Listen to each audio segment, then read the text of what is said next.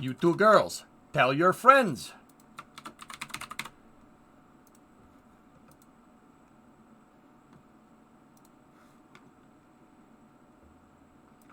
Can you do Boston accent? Speaking in my native tongue, Joe? Yeah, I can do that just fine. Thank you very much. Yeah, I try as hard as humanly possible to not talk like this on stream. Yeah, or else people are just going to give me crap and all the time and say I'm a freaking dung king and stuff. Yeah, probably should avoid doing that. It gets a little annoying after a while. Yeah. How's that? Good? Hell.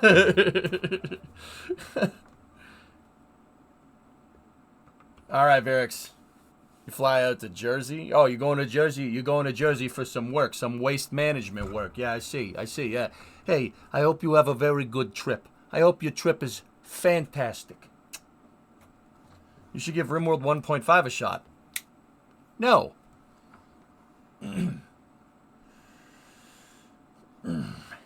John, you're pissed they made so few dunking tracksuits. I wanted one.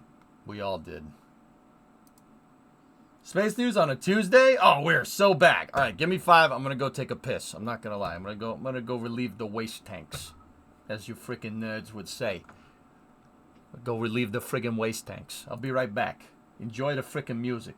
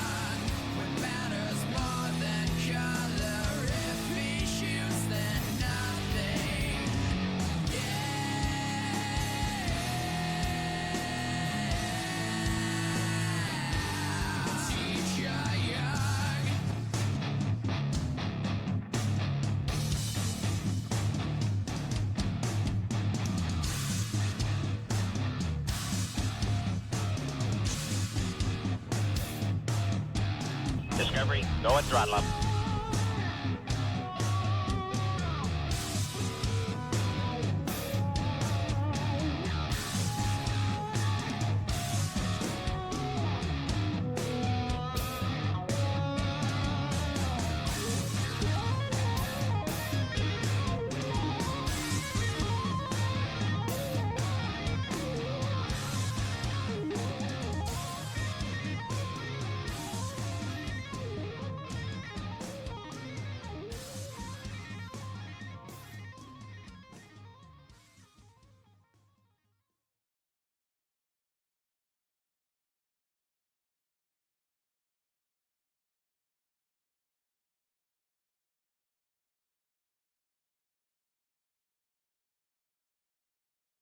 Well, this is unbecoming,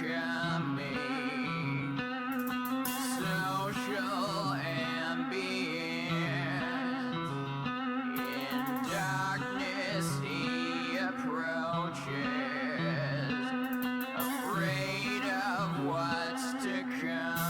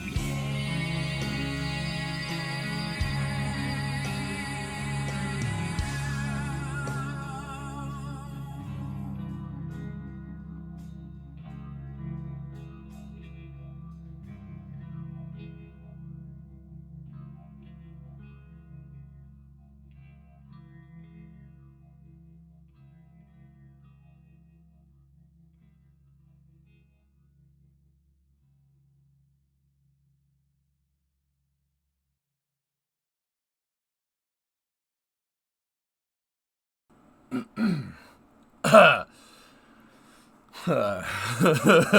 hey, what's up? What's up? What's up? What's up? What's up, Miss Tasty? Damn. What's up? What's up? What's up? What's up?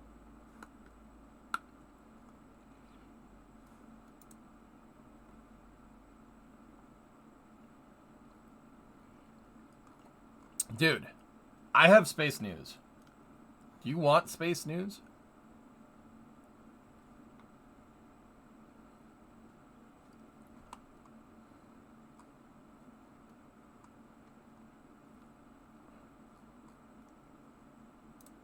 You guys always want space news? Trade offer. Trade offer. You receive space news. I receive money. Do we have a deal? Is there new space news?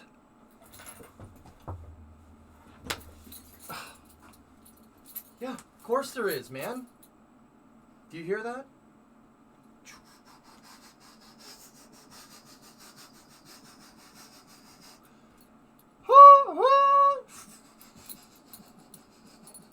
Do you hear that? You know what that sound is? Do you know what that sound is?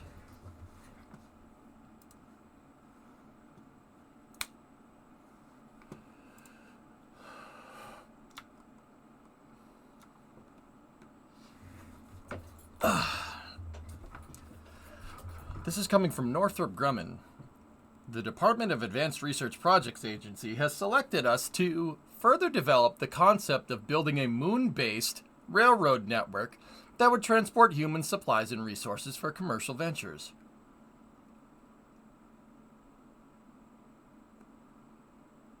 You sound like a big choo-choo train.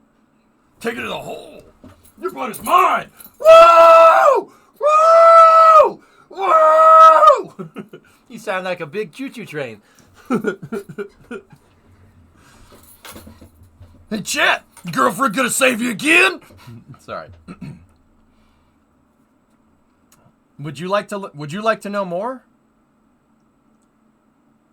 They should make a hyperloop. What?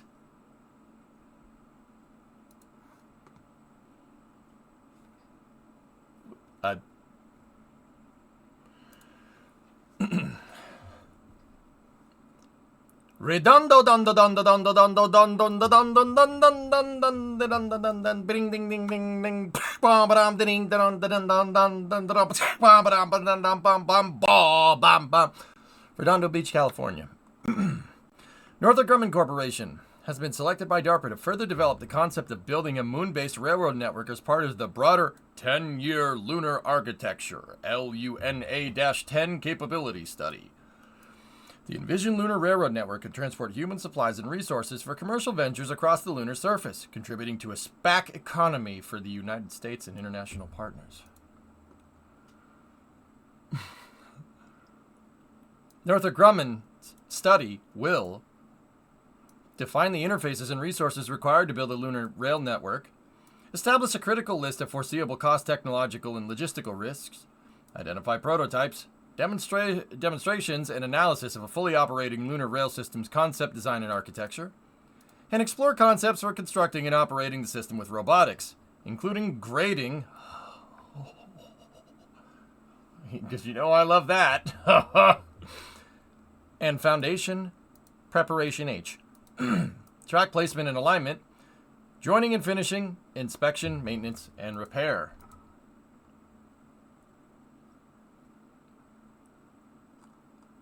This is a real thing. This is not a joke. That's actually a thing. So, to which I replied, I'm sorry, what is this contract for?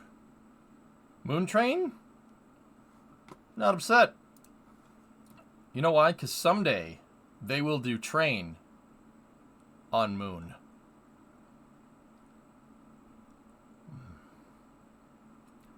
Kind of gives you a warm, fuzzy feeling. Is Lego involved? They already have one designed already.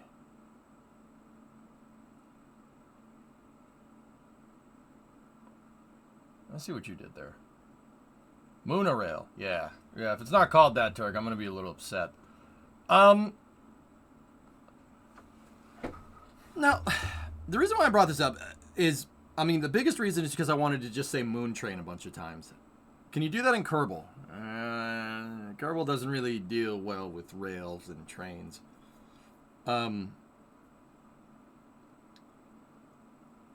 Yes, 95, precisely.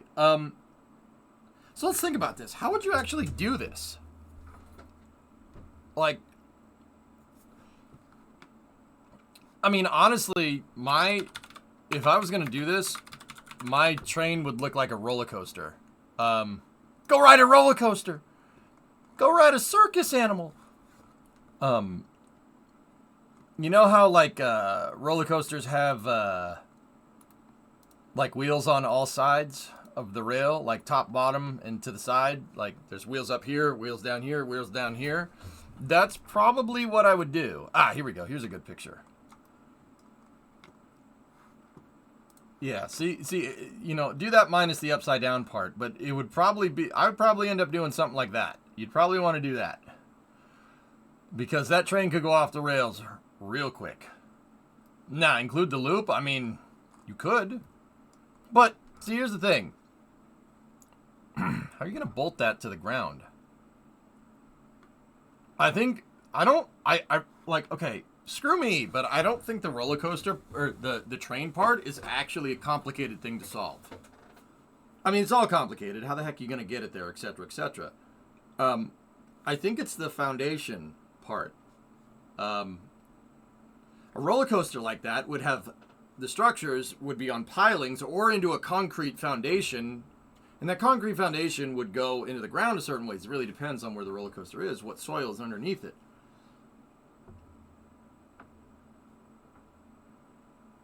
Your first thought was an overhead monorail. I mean, yeah. Yeah, an overhead monorail would work.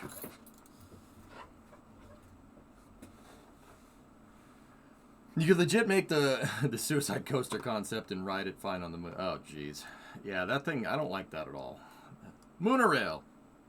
I mean, you could. Problem is, we don't really know how hard the ground would be. I think that's the most complicated part, Ando. I mean, trains are pretty damn well documented, and what, like...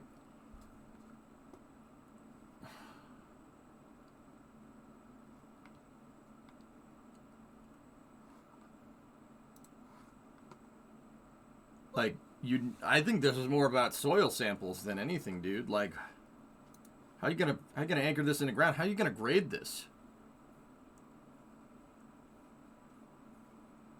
How are you gonna stop that from moving around? That's why I said this would probably be a better idea. It would obviously be an electric train. You'd want to do an electric train, right?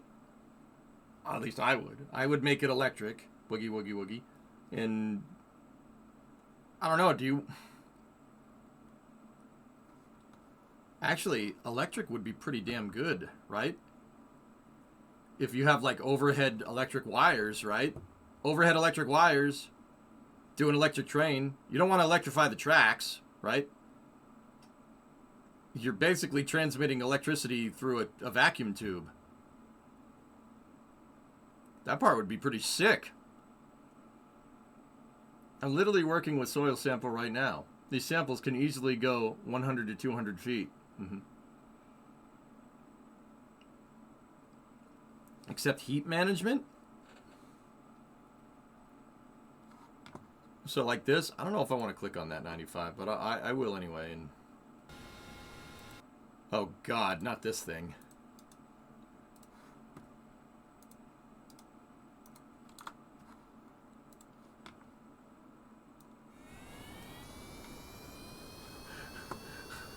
Yeah. I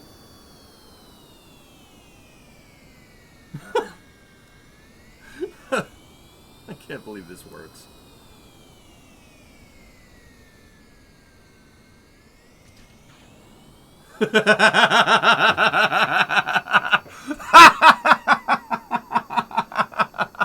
That's so good. Wait, didn't you make one for the here? Hold up. Didn't you make one of these before for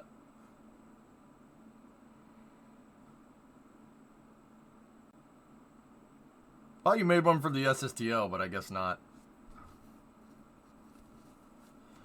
You'll need to find the clip. Yeah. Yeah.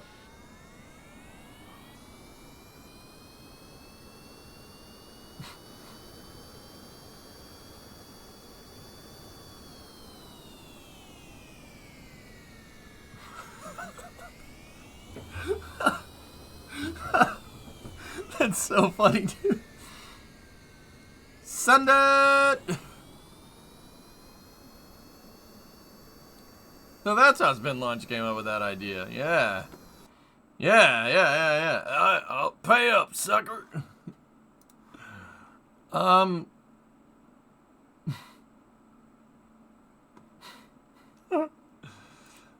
yeah, I mean, overhead rail, or not an overhead rail, overhead catenaries, right? With a pantograph with a roller coaster car. Like, is there anything else that I'm missing here? Like, obviously you'd build an elevated train, right? I mean, like, I don't think I could see any particular scenario where you're building like conventional rails or have your monorail or something like on the surface. I prefer the Grissom launch method. 555, you're done.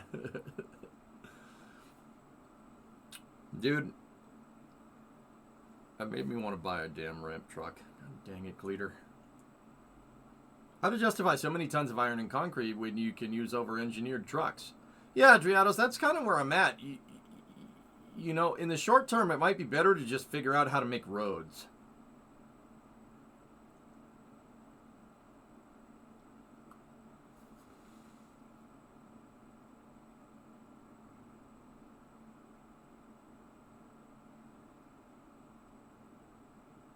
So no simple overhead cable. Yeah, I guess.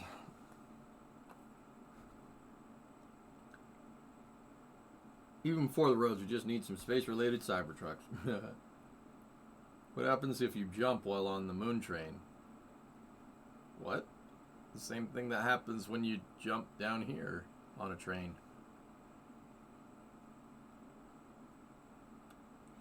Boring tunnel seems like the obvious choice to you. A tunnel?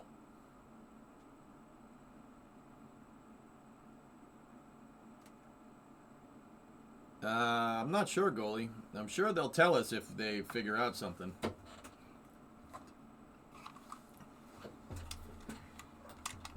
Yeah, I mean, I think the real challenge here lies with how you're going to make the track.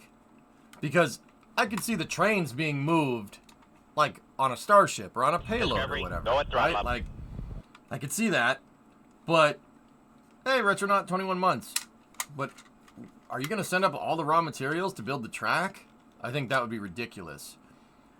You would have to figure out a way to make the track there. And in which case, like, concrete would probably be a smart thing to do. But with concrete, you're going to need water. You're going to need water and cement. Do you move the concrete in bulk? Actually, it's not a bad idea. Move the cement in bulk.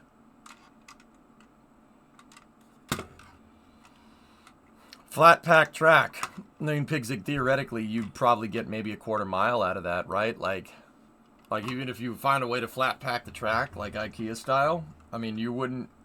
I mean, then again, Starship can move 100. You know, probably with refueling, be 100 tons to the surface. So, ironically, to this conversation, NASA Artemis moon buggy pre-announcement announcement. NASA to select lunar terrain vehicle for Artemis missions. Oh.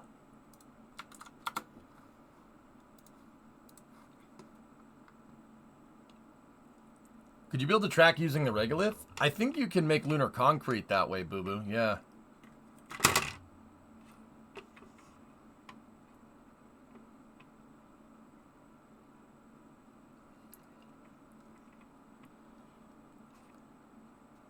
What's the dimensions of the Boring Company bore machine? I have no idea. Here you go.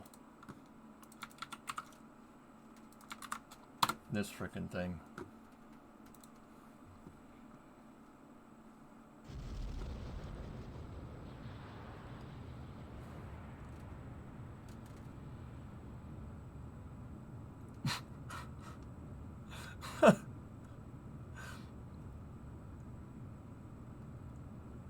Yeah, the sinterer. Yeah, boo, I don't mind that idea either.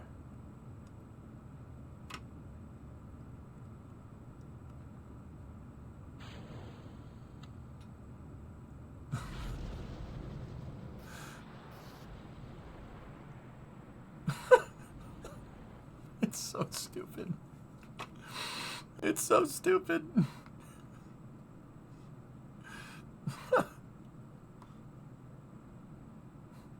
What the hell, man?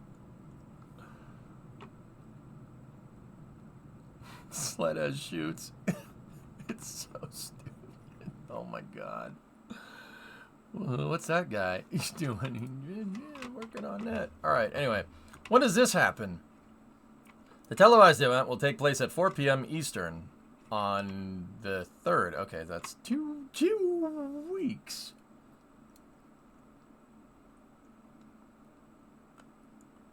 Okay. Interesting. Cool. Cool. That's pretty sweet. Anyway, Moon Train. That was the big thing. That was like, that's what got me to the threshold of like, yeah, we should probably look at that.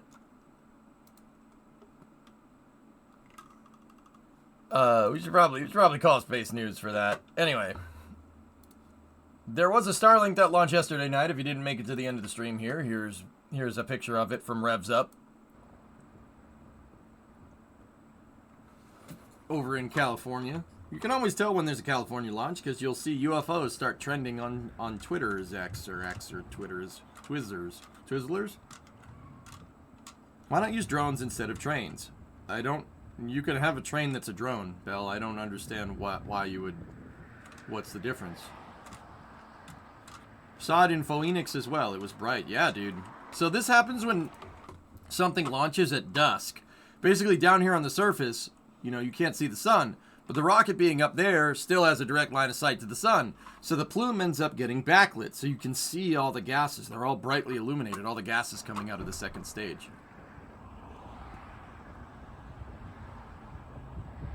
They call it a jellyfish. Because.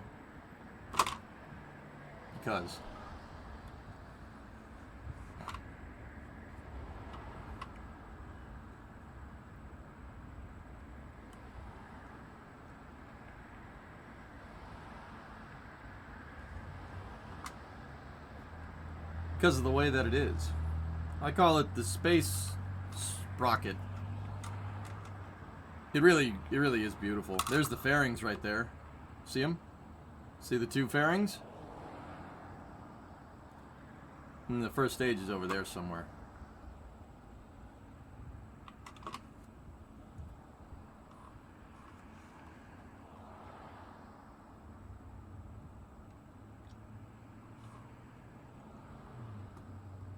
Yeah, you can see the fairing riding in the wake, the turbulence from the plume wake, I guess. It's just chilling. The other one is over there. It's kind of hard to see. It looks like a male reproductive cell to you.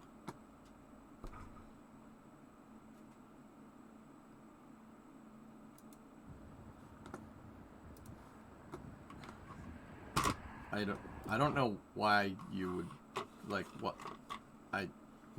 all right.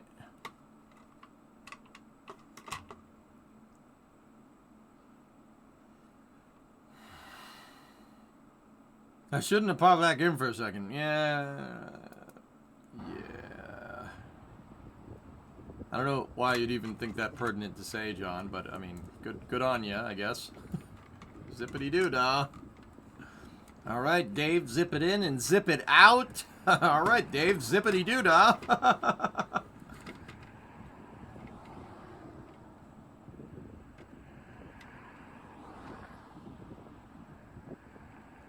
It's quite an interesting thing to think about, Oculus, when you have an electric train operating in the vacuum. You said it looked like a jellyfish.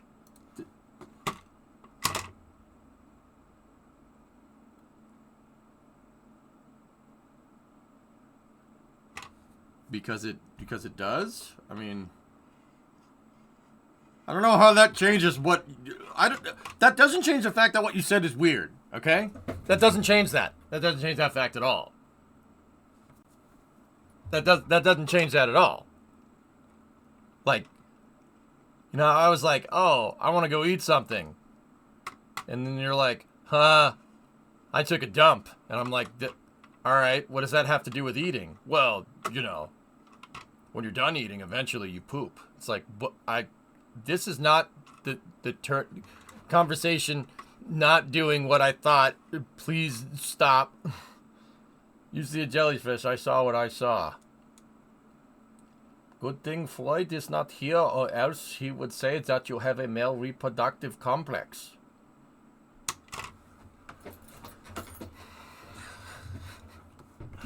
That was that mission yesterday. Sorry, man. That mission yesterday was Booster 1075, and 1075 flew for the 10th time. It landed on, of course, I Still Love You, the drone ship out on the West Coast, and it was a pretty awesome little mission. We watched it at the end of the stream. What's the next one? The next Falcon. Oh, the next rocket is not a Falcon. Oh my gosh, that's actually a thing. We have the L1, not L129, L123 mission on Thursday at 2:40 a.m. Frick beans. Yeah, I remember this now. I said the same thing yesterday. You had an argument on Twix. Why? You had an argument on Twitter with someone about crew spacecraft safety mentality. They said if something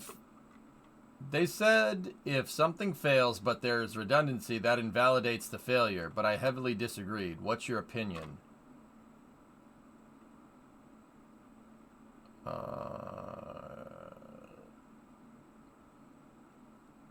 To be fair, we do make similar comparisons with the shapes of rockets. They're not helping. Not helping. Not helping. Trying to change the subject. Been trying to change the subject 5 minutes. All you guys want to talk about is sperm and dicks. All right? Been trying to change the subject for 5 minutes now. What the actual fuck?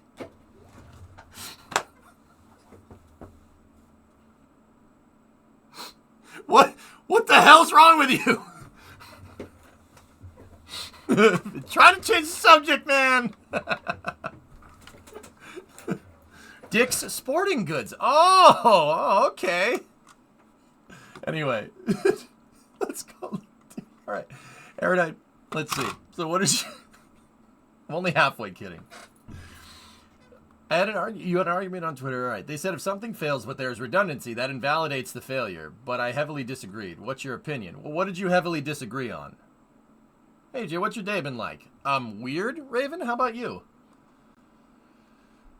That's what you get for being on the internet. No exceptions.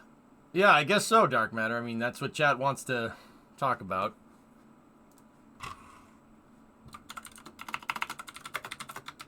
Hang on.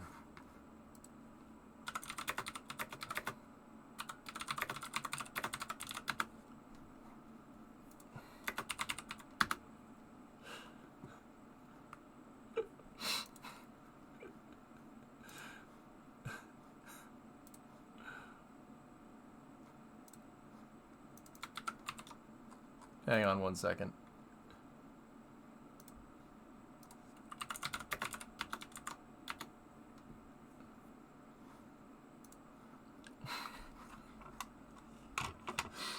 All right.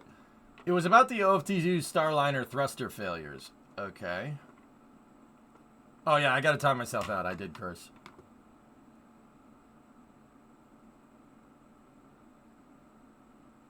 Okay.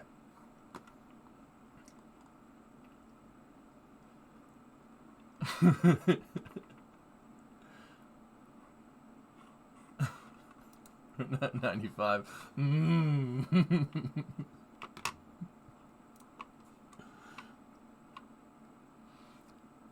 So, Erudite. Delicious. This is a raid, sir. No. What are you doing? Anyway.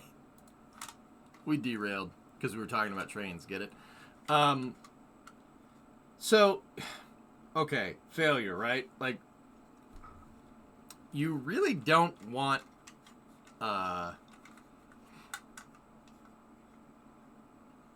okay, what's the right way to say this? You don't launch into space with the expectation that something is going to fail, you know? You don't launch into space with the expectation that it's going to fail. If you go in saying, stuff might fail, and you're on an operational mission, then that's probably a bad idea. That's really stupid. That you shouldn't you shouldn't go into a mission expecting one of the components that you engineered to fail. That would be stupid. That would be dumb. We talked about this a little bit earlier. Every time in aerospace, it doesn't matter if it's us, it doesn't matter if it's the Russians, it doesn't matter if it's the Chinese, it doesn't matter. It doesn't matter who. Anytime somebody said, it'll be fine, it has not ended well. Like any time. Or it became a near miss, right? So, on spacecraft, you generally, like, okay, here's the thing.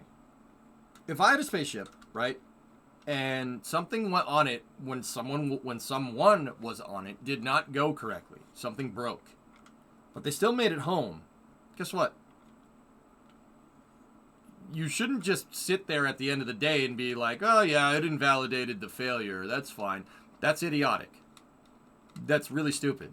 You really want to know why it did that and what caused it. How did that problem happen? Right? What caused this problem? Discovery, go at throttle up.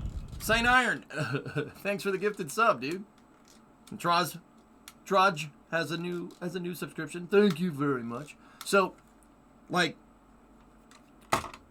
I guess the person that you were arguing with is probably talking about within the context of the mission. In the context of the mission, if something goes wrong, right, and you're able to have a redundancy, then you're fine. That's okay. I don't think it invalidates the failure by any means. That's really stupid. That's a really idiotic way to think about rocket science, or just aerospace engineering in general. That's how people get hurt. You don't want to do that. The engineering is talking to you. The physics will be talking to you. They will be set like not actually. I hope. Then you should probably go to another place, not the aerospace engineering area. You should probably go over to the voices in my head and they make me do things. The engineering is always going to speak to you. It's always going to try and tell you something. It's your job to interpret it. So if something went wrong, right? Something went wrong. You should be damn sure you figure out why it went wrong. You would never just sit there and be like, oh, it's okay. The secondary system worked just fine. Yep, it's good. Invalidates the failure. No. I wouldn't do that. But it also really depends on when this failure occurs. Hey, Rob, what's going on? And St. Iron with a 17er. Thank you very much. It really depends. So, say I'll give an example. And I'm not going to lie to you. I just want to show off my Starship model, okay?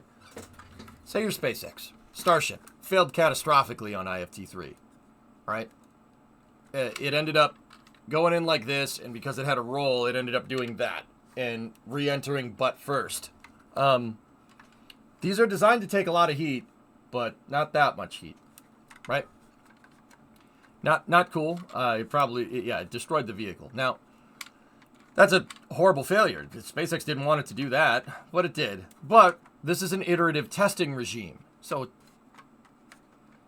kind of like, meh, whatever.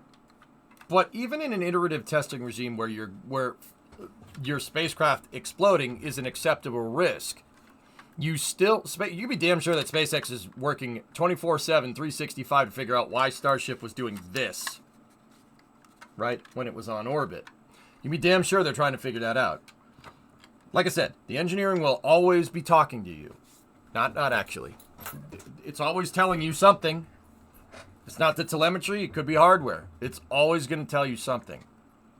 Because failures don't happen out of the blue. Failures don't happen for no reason. Everything with physics happens for a reason. Everything that we build, right? That we build So, like, say you have an F4 Phantom and it's flying around, and then all of a sudden the wing flies off, and the pilots get out and they eject, and the plane crashes and blows up into a bajillion pieces, right?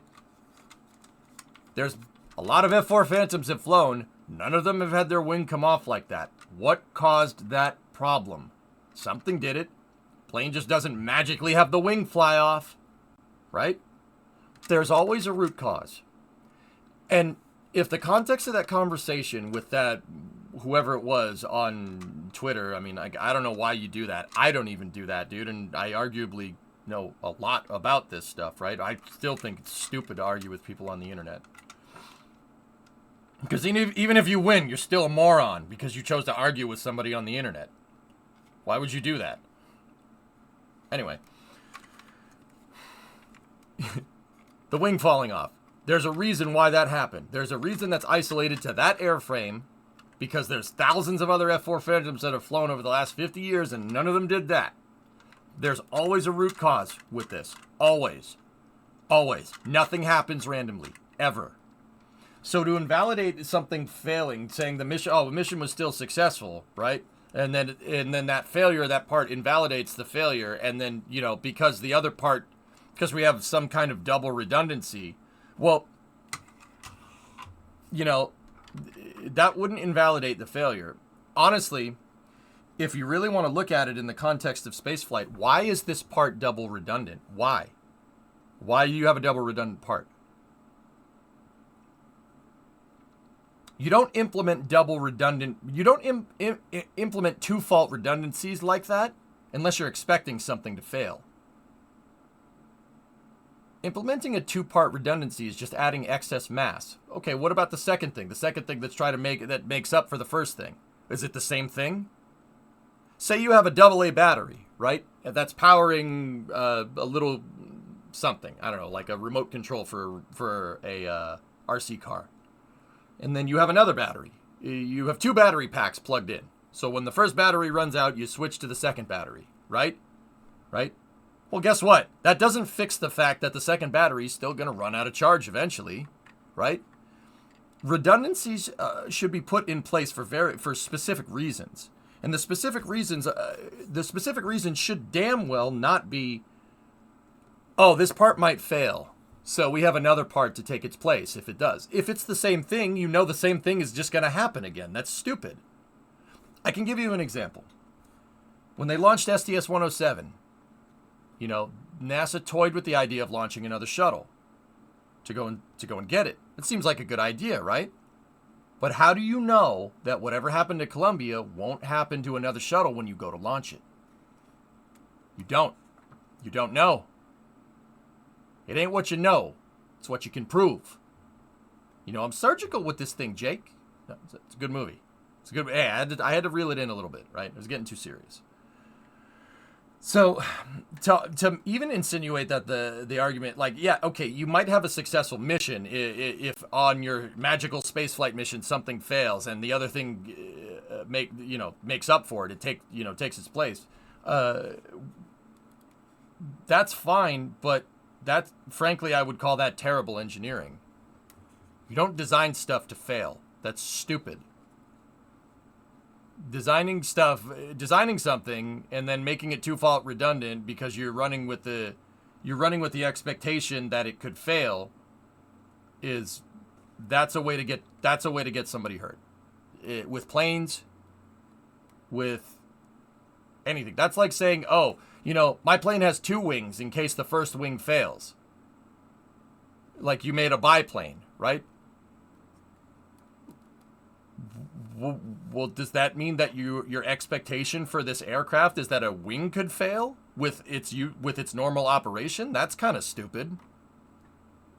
However,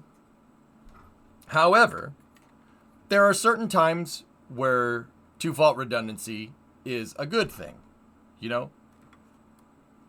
Now, let's talk in the context of aircrafts. A fighter plane. Fighter plane, for instance. A lot of fighter planes have two engines. This is an F4. It's an older fighter plane, but even all the newest stuff, the newer stuff, I should say, like the planes, the planes that are from the generation after this, F-15, F-14, even the ones after that, the F-22, they have 2 engines. Why? Why would you? Well, 2 engines because, well, if one breaks, you still have the other one. And in a plane that goes into combat, that probably is a good idea just in case one engine malfunctions or the plane gets damaged or whatever. A-10, that's another example. The A-10 has 2 engines in the back. One can get blown off, if I'm remembering correctly, and thing will just keep going. That's an example of double fault redundancy where it makes a lot of sense. Because a fighter plane might get a missile up the tail end. And if it does, and one engine breaks, you still have the other one, which is pretty good. And I don't know about you guys. I want 2 J-79s on tap. That would be pretty good. Right? F-18, yeah, there you go.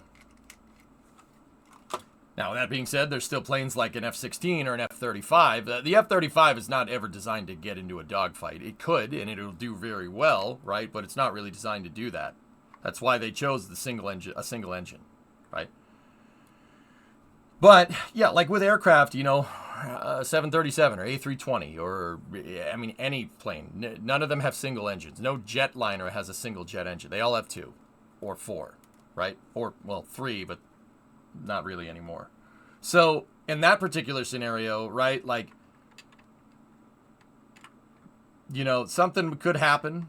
Something could happen, like, a maintenance guy could screw something up. An engine could fail. You could get a bird strike, which is an unknown. That's a variable. That's where double fault redundancy would make sense, right? So, to make, like, a 2 fault redundancy could be implemented for stuff that you don't, for variables that you really can't take into account, right? Like a bird strike, like what happened to Sully, like no one could have seen that coming. He could launch a second, or like they could have given him clearance to launch a second later and everything's fine, right? But it took perfect timing, double bird strike, double engine failure, right? Like, and I mean, once again, it's really unlikely to get a double engine failure, but there are still standards for 2 fault redundancy to take into account these unknowns, right? To take into account, like, you don't know. Like, there's still variables here, right? But in space, that tends to not be the case. I'm not going to say that, actually. I was about to say that tends to not be the case as much. But you got to remember, like, the frequency of a spacecraft flying, right? But for the most part, dude, if somebody told me a spacecraft had a problem and it's okay because a double redundant system made up for it, I would really want to know why. Getting to the root cause and figuring out why it happened, it would, be good. I mean, great, you got your astronauts home, but you should really go and figure out why it failed, because you don't put things on a spacecraft or an aircraft with the expectation of failing, right? Like, that's really weird. With that being said, some things you just can't take into account. But yeah, I don't know the context in which this conversation was with the guy that you were talking about, right? But if you're on the mission and something fails and you can make up for it and it gets your astronauts home, I'd call that a pretty damn successful mission. However, if you're launching something and it fails, hey, Noobly, 61 months, one hop. I'll get to that in a second. We have an update on that. If you're just fine with the failure and you just ignore it because you wrote off the mission as a success, that's idiotic. That's how Challenger happened. That's exactly how Challenger happened. So I guess it depends on the context in which this conversation happened. A-10 has double redundant separate armor control paths. Yeah, there you go.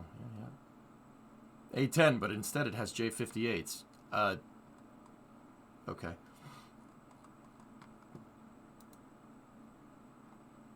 You have mean times between failures per parts. If unlucky, it fails long before then. Guys, the best way to prevent a failure with an aircraft or a spacecraft is to be preemptive. Be preemptive about this stuff. Don't wait until it happens. I can give you a pretty damn good example recently. Door plugs flying off. Yeah. Not good. Not great. Everything happens for a reason. Turns out if you don't tighten the bolts down on the door plugs on the newer planes, they fly off because of differential pressure. Yeah, oops. Everything happens for a reason. And to sit there and just write it off as like, all right, we didn't tighten down the bolts, it's fine. We'll just tighten the bolts down now, put a new door plug in, we're good to go. That would be really stupid. You would have to, because you have to go figure out why. Why are we giving planes to people that don't have the bolts tightened down? That's really stupid.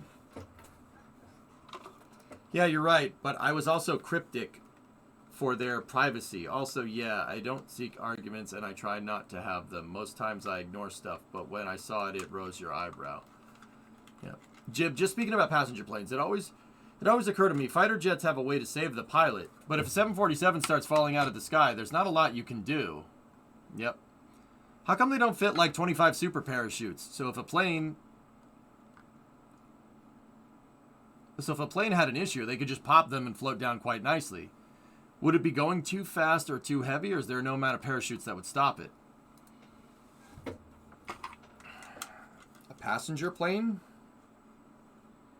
Well, Jib, this is going to sound strange coming from me, but I would make the argument that if you had a 747 and you fitted parachute systems as a safety system in case of an engine failure, I would argue that would get more people killed. Yeah, your safety system would end up hurting more people. Why? Okay, what's the likelihood a 747 has all 4 engines fail? All 4 of them. Very unlikely. Just like I was saying before, even a twin engine plane. What are the likelihood of having double engine failure on ascent? Very, very unlikely. Thousands of planes take off every day, and pilots kind of inadvertently become experts in meteorology to make sure that the conditions that they're taking off in are well understood. The chance of a double engine bird strike is extremely unlikely. To the point where adding a bunch of parachutes to a plane... Now, don't get me wrong, there are planes with parachutes. A Cirrus SR-22 has a parachute built in, but that's just a small 2 to 4 person plane. It's a tiny plane. With something like a 747, you're adding complexity to an already complicated system in the name of safety. Those safety metrics are based off of skewed data, right? When's the last time you ever heard a 747 falling out of the sky? Ever. The only time I can really think of off the top of my head was Lockerbie, and that's, well, most planes don't fly very well if a bomb goes off in the cargo hold. That sucks, man. I mean, that's a little bit of an old tragedy, but it still sucks. It's still awful, right?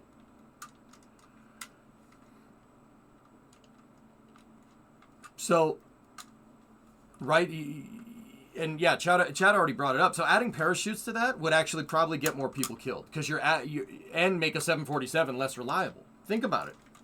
It's weird, right? You wouldn't think that. You wouldn't think that that's the thing, but now it's more complicated. You made a more complicated system now. You're complicating an already complicated thing in the name of safety, right?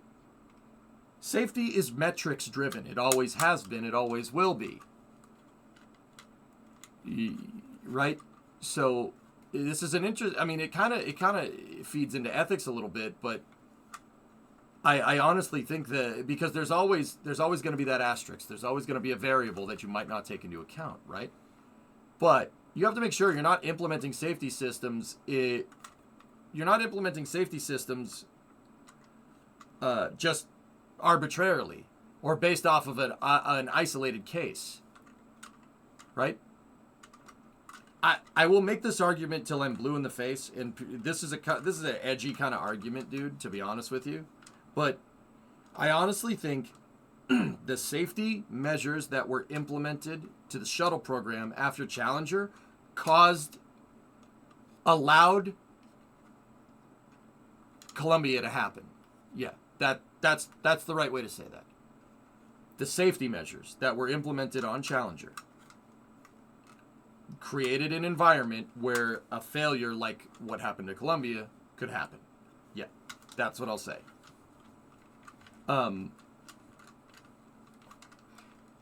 Yeah, you're needlessly complicating things in the name of safety. And that, I think, was the shuttle's downfall. Because they started doing stuff like what I'm talking about, right? They started doing stuff like what I'm talking about. So, for instance, after Challenger, right? The astronauts were aces. They're called aces. They're the orange suits. The orange suits, right? After Challenger, they started wearing them again. Before Challenger, they just had a helmet that was connected into an O2 tank, and that's it. It was connected into something called a PEEP, if you really want to know. It's just oxygen, just breathable oxygen in a helmet. That's it. It's like a scuba diving helmet almost. Like the old school scuba diving helmets. But they were just wearing flight coveralls, right? After Challenger, they went back to using spacesuits, right? So if you have some crazy cabin depressurization in the shuttle on the way up, right? You know, you have the suits there for added safety. That just makes sense, right? I'll be honest with you, if the shuttle pressure vessel gets breached, something way worse has happened than worrying about oxygen. Yeah, let me put it to you like that. So, I'm not going to say that it was needless. I've never flown on the shuttle. I don't know the orange suits. But what's the likelihood that you're going to get a depressurization of the shuttle's pressure vessel on a shuttle flight and have the crew survive? Right? Like, I'm not trying to say that, you know, the astronauts died in vain that are on Challenger in Columbia. I don't want to disrespect them. That's very, very uncool, right? I really wouldn't do that, right? However, Challenger and Columbia are the only times where the pressure vessel ever lost pressure. And honestly, the pressure vessel losing pressure on the shuttle is the last thing you should worry about. Because if it does get breached, that means something worse has happened. Like, way worse. Like, see what I mean? Now, once again, do I know? What do I know? What do I know? I'm just some guy that streams on Twitch. If I knew this stuff for real, I'd be working for NASA or something, right? Right? I guess it's just kind of my opinion. Different people have different outlooks on safety, and that's fair. And I don't think NASA nowadays can really afford to have a laissez-faire attitude towards safety because, well, the Challenger program almost screwed NASA. Like, badly. Badly. Right? Optics. There you go. They're there so you feel safe, not because you're actually safe. So, once again, you got to be careful about redundant systems. And, you know, I guess if you're making your spacecraft in Kerbal, right? This is a kind of cool logic game to play, but in real life, you probably shouldn't play around with safety ethics like that. That's probably not smart.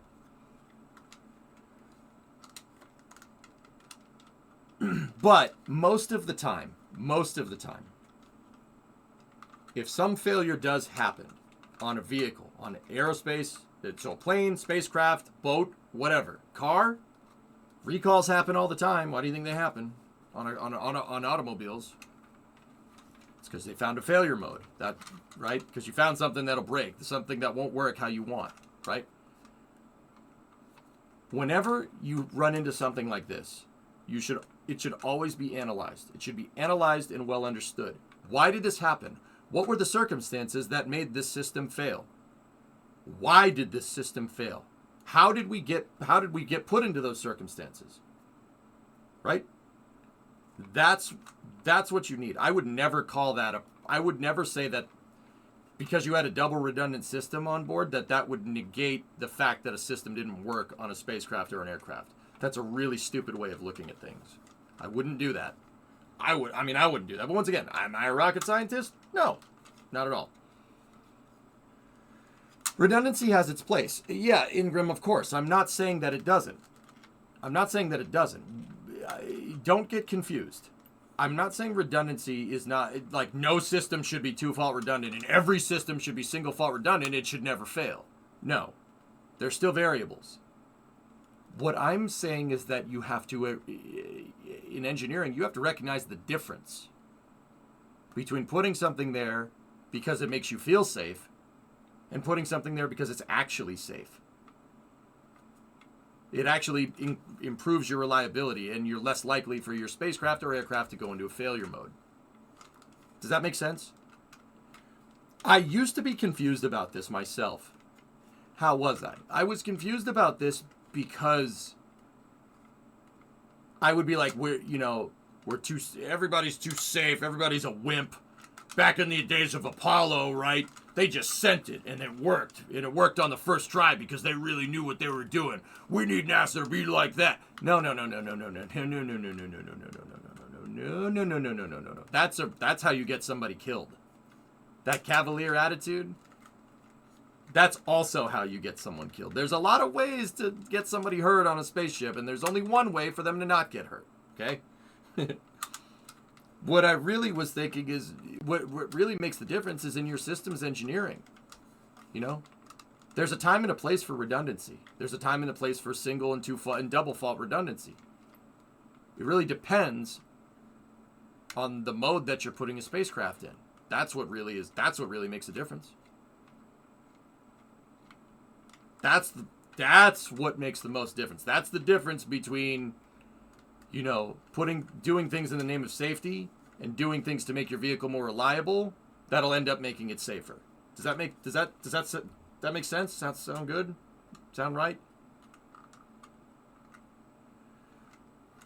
You should never rely on redundancy, but it should be there in the worst case scenario. And once again, yeah, exactly, Veljex. That's a great way to say that. And once again, it all goes back to what the heck are you building? What is it doing? Where is it going? Why? And then once you figure out those questions, okay, now it's about understanding what your vehicle is doing. Is it doing what you want? Is it doing what you said it would do? Did it do something you didn't want? Say you have a rocket and you want to get the rocket to 100 kilometers, right? Just, straight up and down, 100 kilometers, break the Kármán line, like what New Shepard does, right? And you want it to get exactly to 100 kilometers. You think this rocket is going to go up, it's going to hit apogee right at 100 kilometers, 62 miles, and then it's going to fall back down, right? And then you go to launch it and it goes to 150 kilometers. Oops. You did something wrong. Even though that exceeds your expectation, that's not what you were trying to do, right? That's not what you were trying to do. That's a catastrophic failure. Think about it. That's just as bad as trying to shoot for 100 kilometers and going to 50 kilometers. Not making it. You went way too far. That's also a failure. Overperformance is a failure as well. But you need to go into the root cause. You need to figure out why your rocket flew an extra 50 kilometers up. That means you didn't carry the 2. You know what I'm saying? You didn't do the math right. Your question, your what's called stakeholder expectations for this vehicle are not working correctly. That means you failed. Despite it making it where you want and then some, that's still failing. It's because it got good. Damn, right? And now, once again, I'm not the end-all be-all on safety, ethics, and redundancy on spacecraft. What I learned is basically from NASA's books, right? And it also has to do a little bit with my opinion about it. Everybody's opinion is a little bit different on safety and how it should be applied. But at the end of the day, it comes down to physics. Every failure on a rocket happens for a very good reason. You ideally never want to get that. You never want to figure out why. You never want to figure out that your rocket has a failure mode. But when it does, I wouldn't write it off just because something else worked correctly. All right? I wouldn't do that. That's a really bad idea because that means you're ignoring what the physics is telling you. That's just as bad as ignoring the math.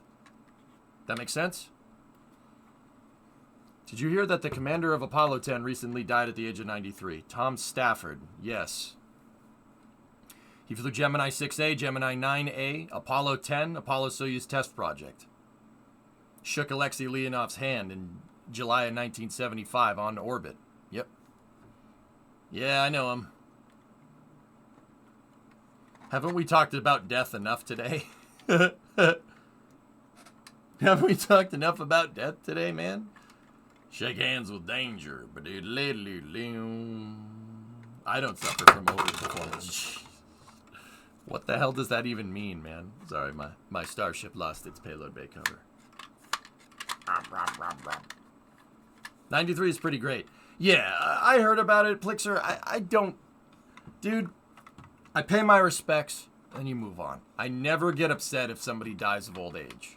All right? I really never get upset about that because they made it. You made it as far as you could. You squeezed every drop out of it that you possibly could. You made it this far. You have my respect permanently. Good job. Right? But I don't get sad about it. I get sad if somebody dies young. Then keep in mind, this is my personal outlook on it. And I'm probably just doing this to not have to grieve because I don't like the feelings. The feelings, no, we don't want the feels, man. No. Am I bummed that Tom Stafford passed away? Yeah, but dude, he's one of the few that's been to beyond low Earth orbit. There's only a certain, how many people? Let's think about this for a second. 7 missions, Apollo 10 and Apollo 8. So 8, 10, 11, 12, 13, 14, 15, 16. So that's one of 24 humans ever that have been outside of low Earth orbit, that have been beyond the magnetic fields. I can't think of it. Dude, talk about taking life for all it's worth. You know? That's fine with dude. I salute you, General. Good for you. That's pretty awesome. You think Starship could re-enter successfully with the amount of tiles it loses during ascent? Depends on the re-entry trajectory, 95. Safety culture today is arguably too far in one direction, as it has seemingly gone from a legitimate requirement to an excuse. Contextual hellfish, but yes.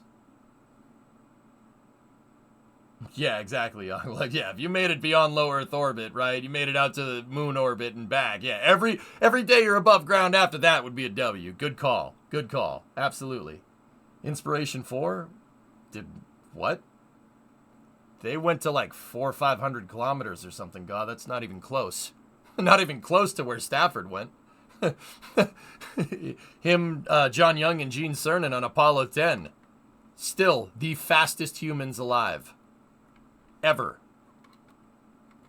Well, they're not alive anymore, but he was the last one. Kind of sucks, man. You drew the line at low Earth orbit. No, I didn't. You misunderstood what BLEO means. BLEO is a terminology for getting into deep space. That basically means low, medium, and high Earth orbit. Did you hear that a stellar explosion will create a new star in the sky? Yeah, Taze, of course I did. Funny thing is that it'll create a new star in the sky for us, but it probably happened millions of years ago. We're just seeing it now. Talk about input lag. So, why is plasma its own state of matter? I realize it's the fourth state, but I don't know actually the reason why. It's because it's not a liquid, solid, or gas? I mean,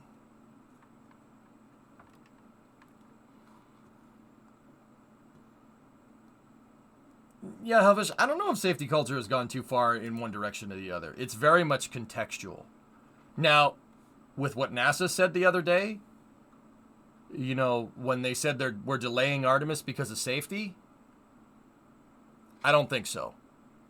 I think they're delaying it because the programs, and look, you could say whatever you want about the budget. You'd probably be right. The testing criteria for all of SLS, Orion, everything that has to do with the Artemis program, save Starship, have been done on a shoestring budget. Now, do we think that contractors might be squeezing NASA for everything that they're worth? Yes. Sure. Wouldn't you? And before people say no, it's really easy to say when it's not your money, right? Of course you would. Duh. Do I think it's wrong? Yes. Do I think people at NASA need to be held accountable for all these bloated contracts? Absolutely. I don't think it's the contractor's fault. Look, man, it's a two-way agreement. If NASA goes to a contractor and says, how much is this going to cost? And the contractor just says, $500 million. $500 million, yeah, that's the cost. Shouldn't NASA maybe go to somebody else and see how much it costs? You go to another contractor, say how much you think this is going to cost, and they say $350 million. Well, now you have a huge difference, right? Which one is right? You don't just go with the lowest bidder. I mean, sometimes they do, so now you're getting discrepancies, right? So if you go to the first guy, he says 500 million. You go to the second guy, he says 500 million, right? Then you know that that's probably how much this is going to cost. Either that or they're both trying to squeeze you, right? But NASA needs to take a good look at the contracts that they award, in my opinion, because, you know what? I'm not even going to precurse it within my opinion. This just needs to happen, all right? It's not my opinion. NASA gets wrung out by the contractors. And it's not the contractors' fault. NASA's the one that agrees to these things. Are they being strong-armed? Probably. Is there political implications? Yeah, most likely. But at the end of the day, they're the ones that sign the checks. What else do you want, right? Like, hello? Now, once again, how does this pertain to what we're talking about? I think this has a lot to do, like they said that they're going to delay Artemis for safety. No, you're not going to delay Artemis for safety. Your testing regime for your life support systems weren't good enough. And your life support systems, when you went to put them in the capsule, didn't work. Technical explanation, they didn't pass acceptance testing for Artemis 3. That's the technical way of saying that. In case there's any nerds out there that know the nomenclature. The ECLSS passed acceptance testing for Artemis 2, but did not pass acceptance testing for Artemis 3, which tells me there's differential environmental control and life support system criteria depending on the mission. Now, I'll be 100% honest with you. That doesn't make a lot of sense to me. I don't know why you would have differential criteria for your life support systems, considering the capsule's going to the same place every time. Granted, there is mission duration, etc., right? There's mission duration, sure. So that means that you would configure your life support systems with different amounts of commodities every mission. That's okay, that's fine, but don't you think it might be prudent to, maybe test that, like, before you put people on the capsule? And, before people say, oh, well, EJ, that's easy for you to say, after they announce the failure. I've been saying this for 10 years. Yeah, 10 years. Since EFT1. Yeah, I've been saying this for 10 years. Yeah, I've been saying that for 10 years. Yeah. And that's just me. I don't know what I'm talking about. I'm not an engineer. If I'm able to see this, then I don't know what to say about anybody else. You know what I'm saying? That actually work in the industry. I bet you there's people that work in the industry that saw the same thing and they're pulling their hair out. Me, my hair just falls out. Differences. So I think them saying we're going to delay Artemis by a year under the guise of safety is bullcrap. Your testing wasn't good enough. Is that on Lockheed? No, I don't think so. I think the Orion's a great capsule, to be 100% honest with you. NASA approved the contracts for the Orion. Just saying, they approved the testing regime. Takes two to tango here in this thing. If NASA's going to contract their hardware out, takes two to tango. NASA said come up with a testing regime that you think is going to be adequate.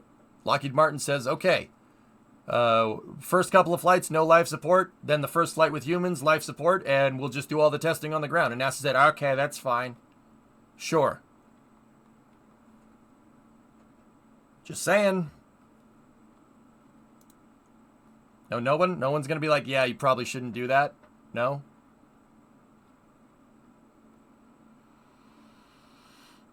My hair is pulled out, your hair falls out. We are not the same. Destin was always right. Yeah, that's what Destin did talk about, Hazanku, in his Smarter Everyday video. A bunch of yes men is going to get somebody killed. I don't like being candid like that, especially when it comes to this stuff. But someone getting hurt would be catastrophically bad for the space program. Like, I will say this till I'm blue in the face. I'll be 100% honest. It doesn't matter if it's us. It doesn't matter if it's China. It doesn't matter if it's Russia. It doesn't matter if it's the Europeans. Any astronaut, cosmonaut, or taikonaut that gets hurt in space is bad for space. Done. Plain and simple. Doesn't matter who does it. Doesn't matter how it happens. It's bad for space. You remind me of a McDonald's ad. Okay.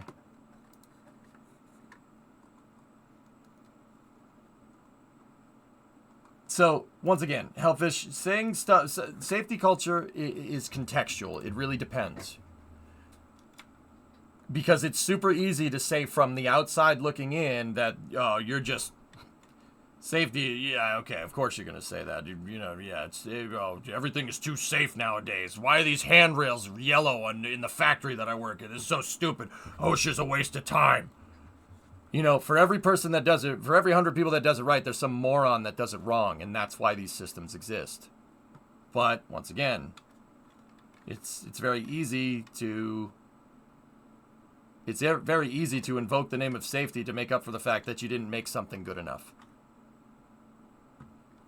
Just saying.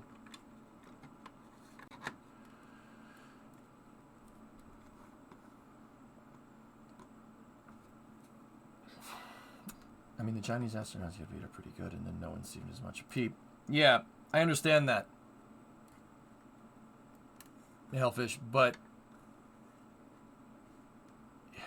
no, dude, if something did happen, God forbid, if something ever happened to another country's spacefaring citizens, you know, okay, let's look at it from a completely superfluous thing. How many times? If something happened to anything with the Chinese space program or the Russian space program or just any program that's not us, that's not the United States, how long would I have to sit here and have a conversation like this? Think about it.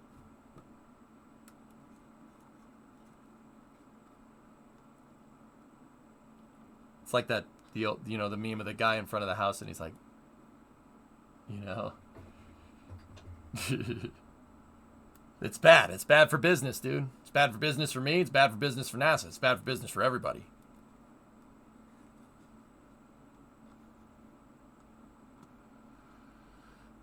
Anyway, these topics suck. I'm going to change the subject. Let's go. So, yeah, Erudite. Having a component fail on a mission and calling it still successful, I guess it really is contextual. It really depends. It depends. You can't take a concept like aerospace engineering and reduce it to ones and zeros. That's not smart. Not smart. No, that's a really bad way of looking at things. And it is an instant tell for someone that has no idea what they're talking about. Instantly. It's very easy, like if I'm on Twitter or Facebook or Insta or something, and I see somebody say, they should launch Starship because it'll work just fine. Like, they should launch it now. Just right now. Why is the FAA holding them up? Launch them right now. I instantly disregard that opinion. I disregard it. Speaking in absolutes when it comes to aerospace engineering with no data to back it up, nope. Disregarded. And that's why I don't argue with people. Because, once again, somebody speaking in absolutes like that, without having data behind it, without understanding what they're building, especially people from the outside looking in, you have no idea what you're talking about, myself included. That's why whenever I talk about SpaceX, whenever I theorize about what they're doing, why they're doing it, I always preclude it with, I don't know. I have no idea. I don't work at SpaceX. If I had Elon on speed dial, you think I'd be streaming here? Like, think about it for a second. I'd be like, hire me, please. You know? Only Siths deal in absolutes, and Siths are stupid. Stupid. Right? Yeah. Yeah. Why do you not want to be a Sith? Well, it's because Siths are dumb. Yeah. Yeah. They're a steaming pile of Sith. Hey, Evil Rays, what's up, man? Yeah, I don't like to argue with people. I pretty much ignore flat earthers. I actually don't, Erudite. I don't ignore flat earthers and moon landing deniers. I actually talk to those people because it's fun. You know, it's like, anybody here have kids? My sister has a daughter. It's my niece, right? And she's like 2. Sometimes she says some stupid stuff. I listen and I have a conversation just because I like to, you know. But see, the difference between her, my niece, and flat earthers is, you know, she's 2. Her brain isn't fully developed yet. There's a difference, but that's not stopping me.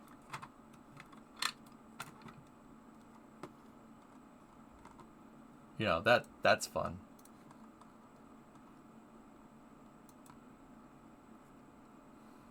Siths are dumb, but Seths are awesome. You have a good friend named Seth, and he's awesome. Yeah, Seths are cool. I have a friend named Seth. He watches the stream. He's a good dude. Yeah, good dude. I've had him over for beers at my house before. Yeah. Good dude. I agree with you. Has there ever been a person that's a jerk named Seth? I don't think so. Yeah. Kids can learn, Creation. That's why it's funny. So whenever I do engage these people, I talk to them like they're 2 because they're acting like they're 2. It's pretty straightforward stuff. It's fun. I really enjoy it. Seth MacFarlane. Yes, there you go. See what I'm saying? Last for space news. Bandit, I'm kind of in the middle of something here, man. What's up? You've been trying to link this space news for the last, 5 minutes. You've said last, 4 times now. I've seen every single one of them. Trying to do this thing here. Anyway, I got the link, dude. I already have it. Thank you. I tried talking to a flirt, but it was like, no, you're wrong to everything I said. Well, yeah, of course. That's what I mean. If you tried to explain that the Earth was a sphere to a 2-year-old, they would just say, no, you're wrong. And then probably go wet their pants somewhere. Because that's what 2-year-olds do. You want to act like a child, you get treated like one. It's pretty straightforward stuff. Dude, take that guy that came in here the other day and was talking about something when I was playing Stationeers like a month ago. You remember that guy?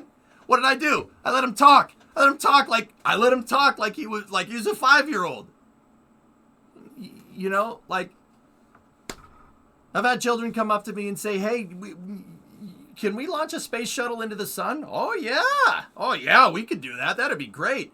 Yeah, I know, wouldn't it? Yep. Sure. Why not? Right? Like, all right. That guy was great. Thumper, I was enjoying every second of that. I was enjoying every second of it. It was hilarious.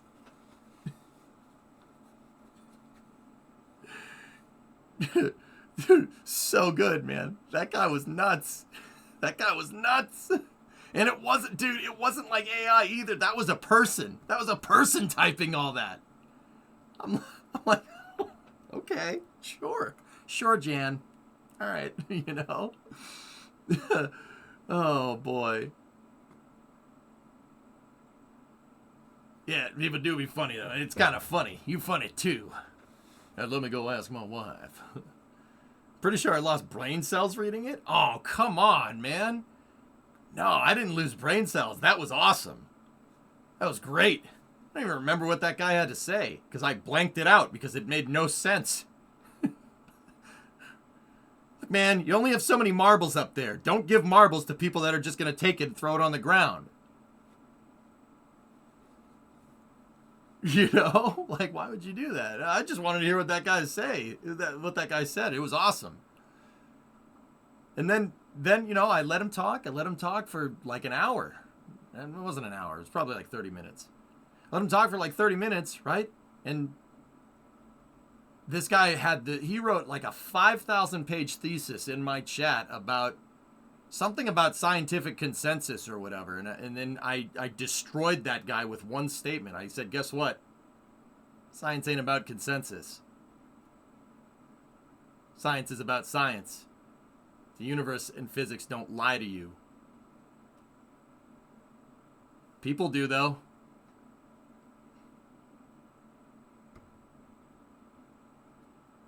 You know where consensus matters? Religion. Just saying. And that guy had nothing to say to that. He was just like, oh, yeah, and then he just kept into the chat. Just keep going. Just keep going. I'm just like, all right. All right. No, he wasn't back repair. We were just talking. He was just word machine go brrr. I'm just like, all right, okay, sure. Guy was, yeah, dude, he was on autopilot. Hey, man, even with cruise control, you still got to steer, okay?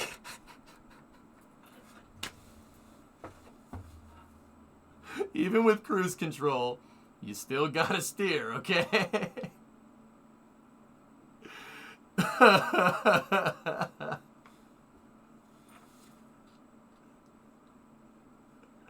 Oh, that guy was a nut job, dude.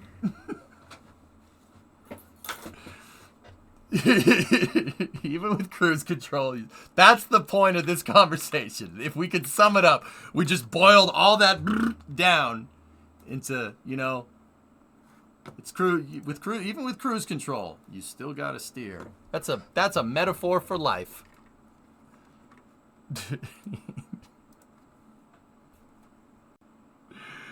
SpaceX tweet.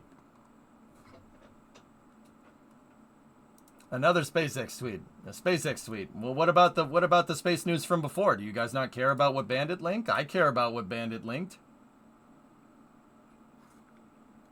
Do you not care about that? Like, why would you disrespect Bandit like that? He's a good dude. He's a nice guy. Why would you do that? He's probably not here because I gave him crap a second ago, but whatever. Why would you do that? This is what Bandit linked.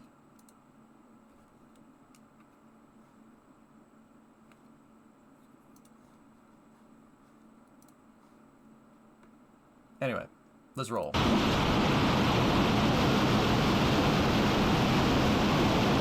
like this. Really appreciate what you're showing me right now.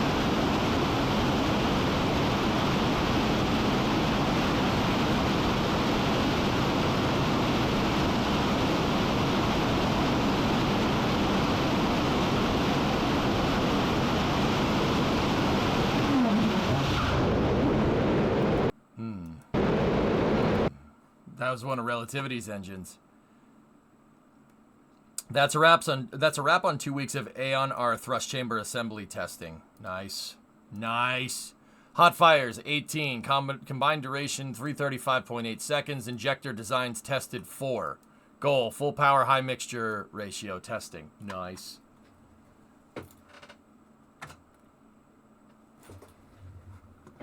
Cool.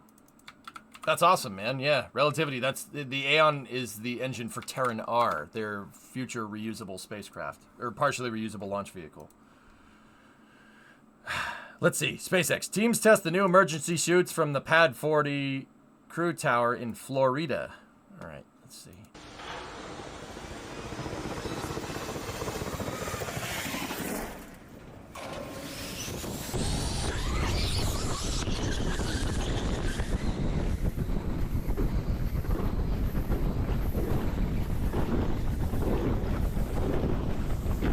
Bro. Would you do it? Don't lie. Would you do it? That'd be a little sketch. That'd be a little sketch. That's a long way up, dude. That's 22 stories up. Yes, you would? All right. That was quick. I thought we were gonna get like a slide wire basket. What the? There's this thing. It's a giant slide. Holy crap, dude. That's nuts.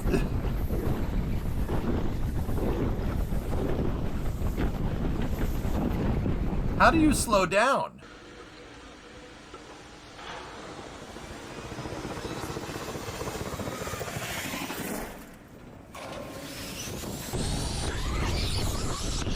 You don't. POV. Press outwards. Okay. Dude.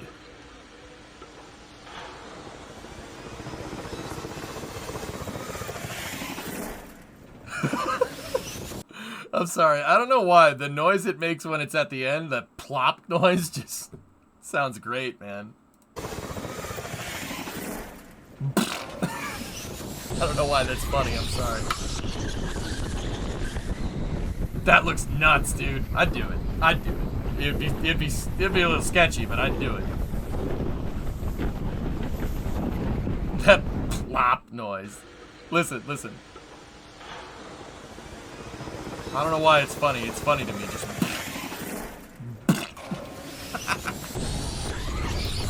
Yeah, man. I hope you got shoes on, man, because you're gonna get a carpet burn real quick. Dude, that's so sketchy, man. Oh my goodness. That's so sketchy. I love it.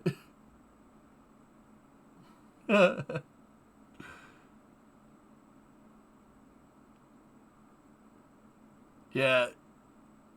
Actually, even the guy testing the suit has FOD covers on his shoes, but it looks like they may have worn down a little bit. Would this work for skyscrapers? I don't see why not. That would be a lot of people to get out of the skyscraper really, really quickly, but yeah.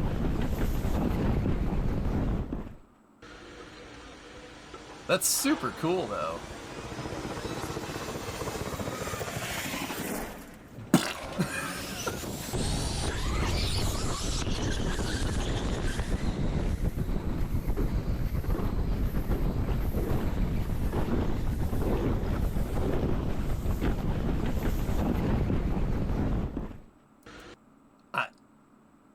All right.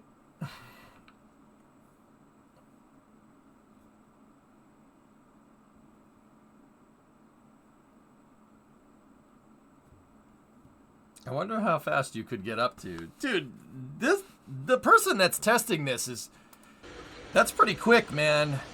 I'm guessing they're going probably 30, 40 miles an hour. Easily. Sorry, the noise.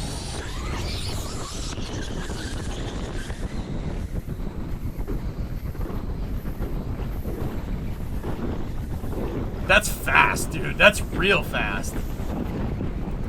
Timing with cosine?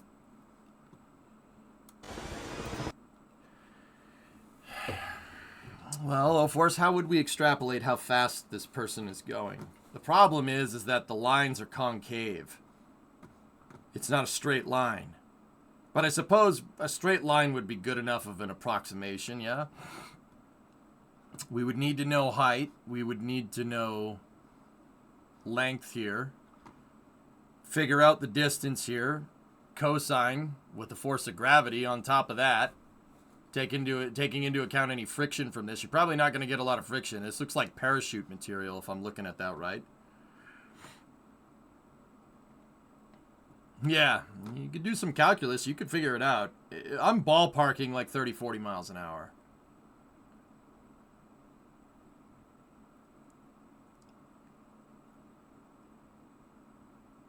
Looks like a 40-degree slope. Yeah, I don't know. Maybe. Extra credit if someone figures this out. You'll get 1,000 EJ points. What are they good for? Absolutely nothing. Say it again. Oh, EJ points. Ugh. What is it good for? Absolutely nothing. No? All right.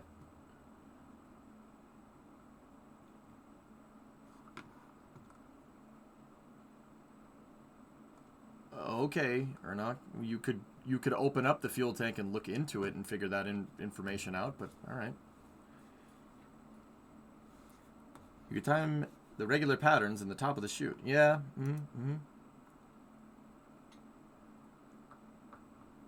Okay, with fueling after hatch is closed is why this is needed. This is a... Guys, this is just a pad escape system right here. This right here is if there's a scenario where you need to abort the mission and the elevator shaft is compromised. So the thing about this fixed service structure is that the fixed service structure comes out down here. That down there is right next to the bottom of the rocket, which would be just to the left of this telehandler thingamajigger, right? If something is wrong with the rocket, chances are it's probably going to be down low. You don't want to take the stairs or an elevator. Don't take the elevator in case of a fire, right? Or take the stairs down there to where the fire is going to be. This is to get away from that this is an absolute, like, oh, frick scenario to get away from it. Oh, Bree's on the phone. What's up? You're on stream. What's up? Do you have my keys? Yes. Alright, I'm taking yours then. No, I'll bring him down. Oh, well, I'll come out there because I gotta leave. Okay, bye. Okay, bye. I have the keys. Anyway, yeah, this is a kind of an isolated scenario where it's better to have it and not need it than need it and not have it, because, you know, we were talking about adding systems, etc., etc. What harm is this going to do? Nothing. It's just a wire. It's fine. Last, boss. I was talking to my wife, man. What's wrong with you? Oh, in other news, I had my BMW picked up to get it seen. Turns out there's water in the gas tank. My bet is that the local filling station has been playing silly buggers.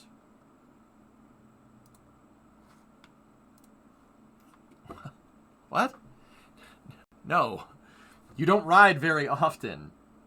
You don't ride very often, and if you live in a place where there's moisture, you're going to get condensation inside of the tank.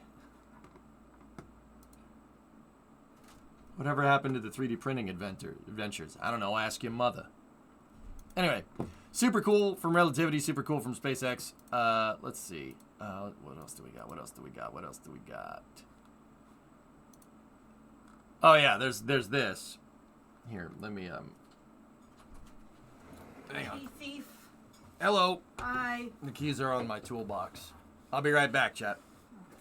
I'll be right back.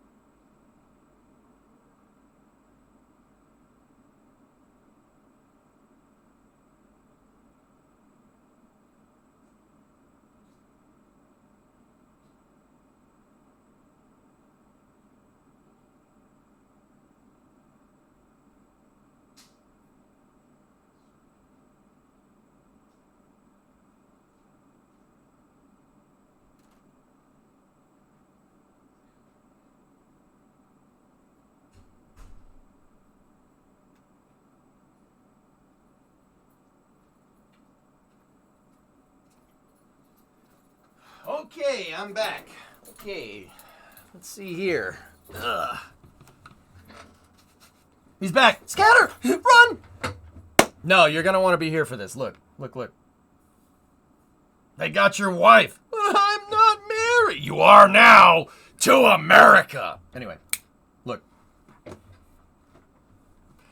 This is coming from Christian Davenport. He's a journalist at the Washington Post. As in, posted it on X. What is this?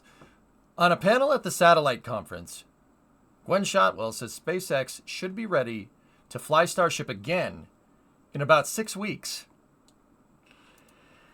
Says teams are still reviewing the data from the last flight and that Flight 4 would not have satellites on board.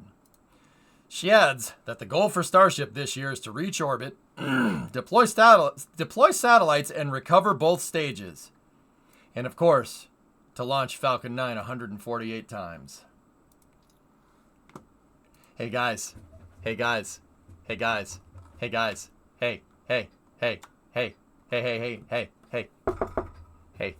Got your attention? Come here. You guys remember last week on NASA Spaceflight Live where I said that SpaceX would be trying to catch a booster by the end of the year? You remember that part? Do you remember that part? If you didn't, well, you probably should have watched NASA Spaceflight Live, 7 p.m. Fridays, with your boy. You remember when I said that? Just saying. Just saying. Just saying. Just saying.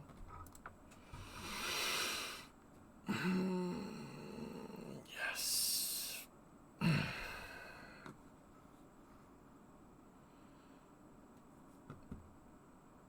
I will say I believe her a lot more than I do Elon. Oh, yeah, nice.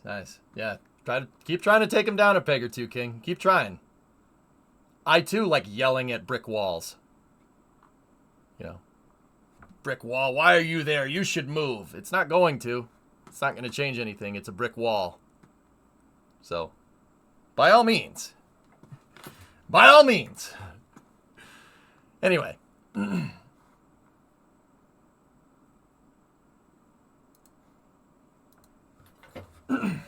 Careful, you might have trouble getting your head through the doorway.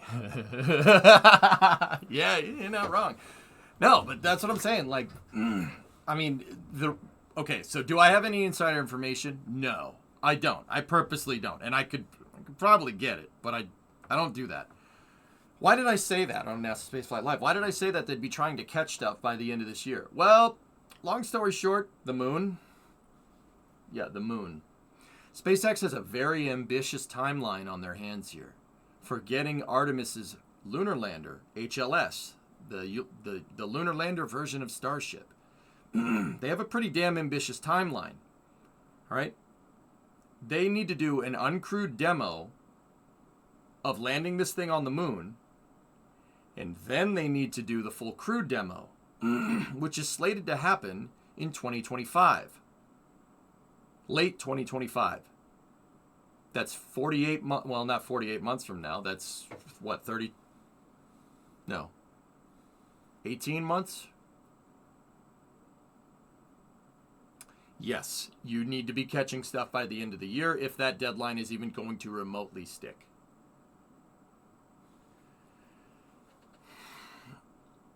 See what I'm saying? That's why I said that. That's why I said it, because if you want, like, I get it. SpaceX is late with things, and Elon does overpromise all the time. I get it, but you got a lot of work to do to get that thing out to the moon in 18 months. That's an ambitious timeline.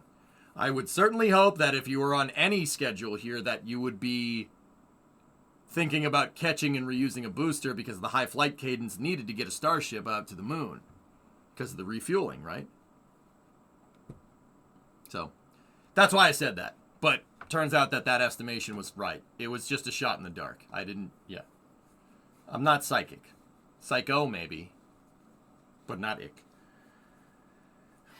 How many times has he said he's going to fix Twitter video? Dude, the guy's freaking busy, man. What do you want? Because you've never said anything and then didn't do it? Ever? Where's your billion-dollar company? Oh, wait, you don't have one. Or two. Or three. Cut the guy some frickin' slack, okay? You know what, Scott? I've been a fricking evil doctor for 30 fricking years, okay? Cut me some fricking slack. No? Alright. Hey, Goose, how are you? How long do you think until Starship gets human-rated? It's well after 2026, 95. Oh, Huzzah, you're the worst kind of person. Leave Elon alone! Leave him alone! Older meme, sir, but it checks out. Yes! Kappa reminder. Yeah. Enemy, stop humping the laser. Honest to gosh, why don't you and the giant laser get a freaking room, for God's sakes? Anyway, so, yeah, booster catches. And also going to fly 6 to 9 more times, supposedly, this year. The FAA filings indicate 9 flights. Elon himself has said at least 6. So, Flight 4 is going to happen a lot sooner than what we think. Now, keep in mind, Flight 2... The period of time, like, I don't know about you guys, but it seemed like the period of time between Flight 2 and Flight 3 seemed a lot longer than it actually was. That's not a lot of time.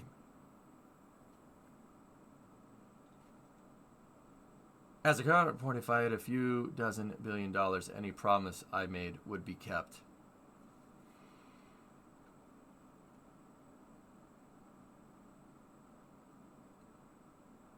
Aqualix, what was I just saying about people who speak with absolute conviction about things?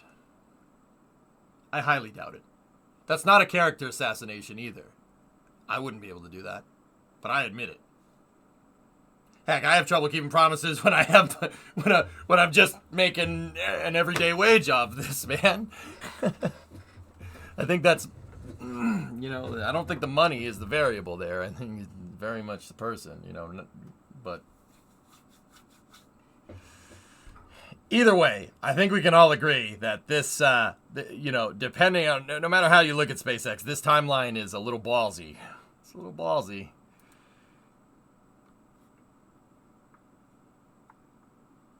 Yeah, Ruinous, it is pretty crazy. They have been making crazy progress. Hey, hang on. When was IFT2? Dude, it was a freaking blur. Like, I barely even remember that thing. IFT2 was November 2023. And IFT3 was March. Damn, dude. That's only 4 months apart. It seems like it was longer ago.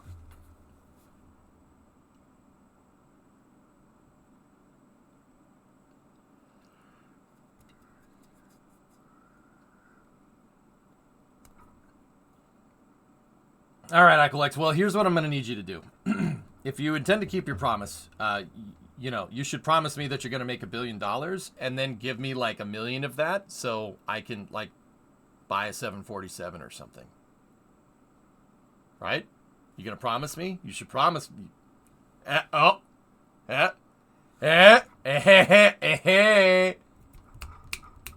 Yeah, you pinky swear? Pinky swear, my friend?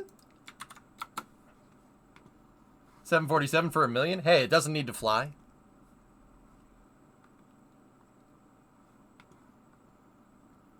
Better tighten those bolts.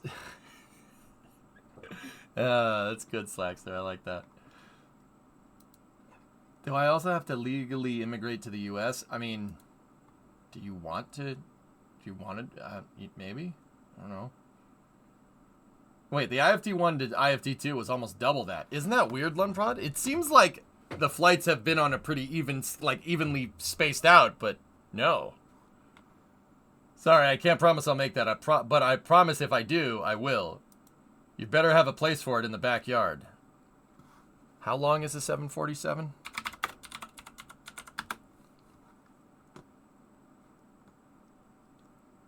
$70 meters. It'd be tight, but we could make that work. It'd be tight, but we could make it work. Yeah, I can make that happen. The wings, though, no, not a chance. Just the fuselage. How are you going to get it there? It flies, Evil Rays, obviously. Duh.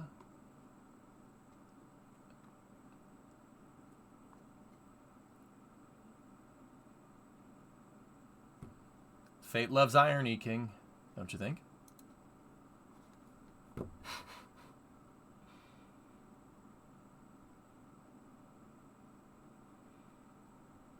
Yeah, just make sure the door doesn't fall off your 747, sir. Okay. Boeing jokes. T-Man, yes, I get it. 1, it's a door plug. 2, if you ever talk bad about the 747 ever again, we're done. That is the best aircraft ever made. Okay? The 740, think about this for a second. 747 is so damn good. It's such a good design that it was able to weather Boeing's whatever they're doing management. It's that good of a design. It weathered the except they didn't because they stopped making it, which is God, man, you guys are just winners. I protest. Concorde doesn't fly anymore is the end of that sentence. Yeah, you like that. I chose spicy today. Dude, they screwed up so bad. Like, and I'm a Boeing fanboy. I'm just sitting here going, oh. The A380 is better at having its production run limited than the 747. I could keep doing this. The Cosmic, don't make me keep doing this. Please. Please. There's a reason why they made the 747 for 50 years. And the A380 for like 5. Okay. What do you think of Hermes? I think that's cool, dude. B-52 and C-130. C-130 is a Lockheed design, Blue. You bloody amateurs! Anyway, he woke up and chose violence. Yeah, whatever. It is what it is. What are you gonna do? What are you gonna do? Antonov? What? Alright. Exists is the end of that sentence.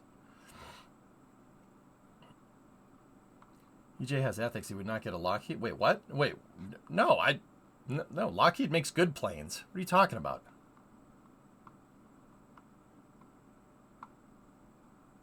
Yeah, Tessa, they screwed up. They screwed up bad. And dude, I looked into that thing you guys linked the other day about that guy.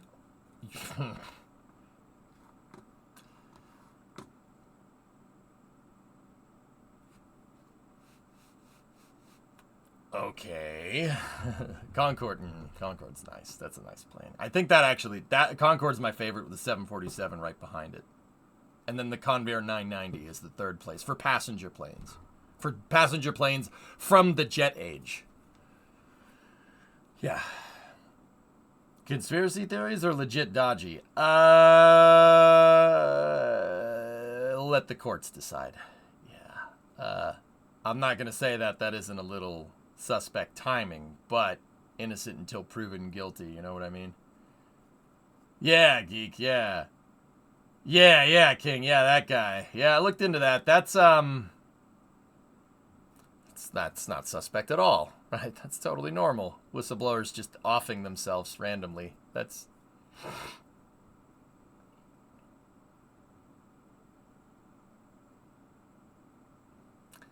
not weird at all.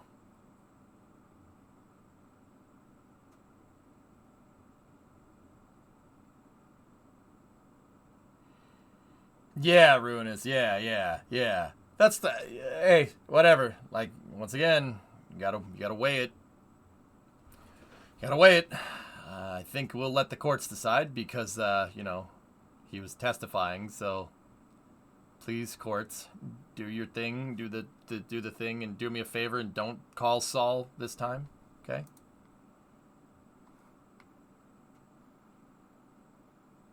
The same thing happened to Epstein? No, Graham. Solomon Epstein killed himself. I've watched The Expanse. Yeah, that was his own fault. Should have paid attention to the design more. That's what we're talking about, right?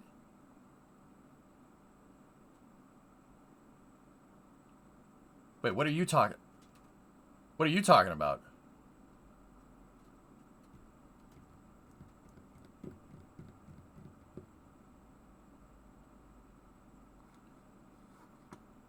I'm going to change the subject now. Yeah, no, he did, King. Yeah, I'm just saying. That's what happened. I've seen The Expanse. It's true.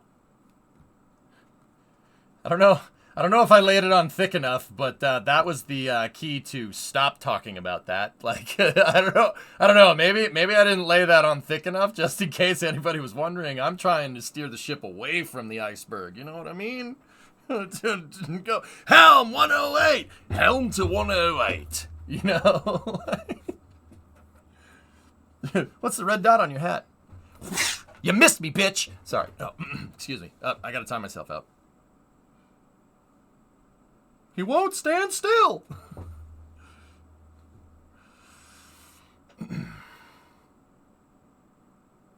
Okay, timeout over. This is from Kiko. Kiko's the vice president of launch operations at SpaceX. Let's see. What's Kiko up to? Wait, is that blue? Is that blue? Is that blue? Is that Michigan? All right, my guy. It's super exciting to show off the new emergency egress system at Pad 40. The team took commercially available off-the-shelf technology and applied it to the crew tower. You are trained on it the same way you are trained on using an emergency exit door on an airplane. Wow, how topical to what we're talking about. It was a door plug. I know a door plug is an emergency exit. Shh. It was okay. It was a stupid joke, all right? Stop looking at me like that. Jeez. Only takes a couple of quick physical actions to deploy the slide, and anyone can effectively do it. This system will help us scale to bigger towers and spaceships. Thinking of what the funkin' waggles?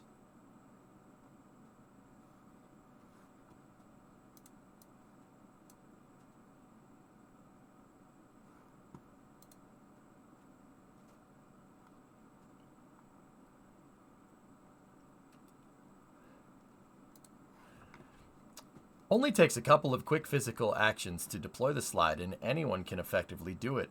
This system will help us scale to bigger towers and spaceships. Think 100 people on Starship. Great work by SpaceX and our team, SpaceX team and our partners at SLID Delta. Yeah, Space Launch Delta 45 and NASA Kennedy to implement and certify the system.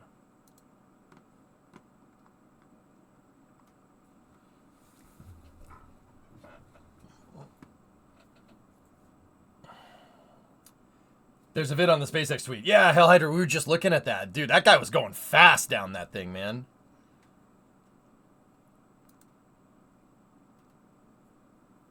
Pad rat.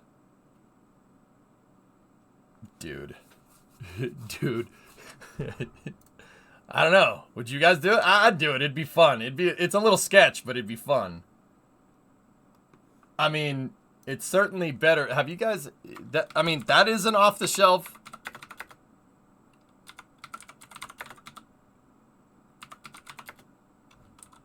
That is an off-the-shelf component. There have been other instances of off-the-shelf launch escape systems that have been implemented or, well, not implemented, but thought about and then maybe implemented in the past.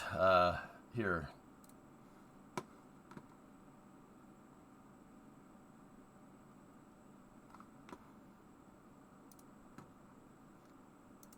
Nice, Dino. Yeah. Yeah. Ares 1 was going to have a roller coaster going down the side of it. A roller coaster. That was their idea. Put a roller coaster going down. I don't know if you guys remember. I don't know if you guys remember what I said. Like a second ago when we were talking about launch escape systems avoiding fire at the bottom of the pad. Now, you know, I'm no doctor. But I'm pretty sure if this thing encountered some kind of fire near the bottom of the pad where the roller coaster actually travels by is probably not where you're going to want to be. I mean, I'm just putting it out there. That's probably not a good idea. Yeah. There's this thing that's down there that really, really likes to explode. Counterpoint, it looks really fun. Nodders. Get you out of there quick, though. Aqualix, you ever heard of that Dragon Force song, Through the Fire and the Flames? It's a good song, right? I didn't bring it up for any particular reason.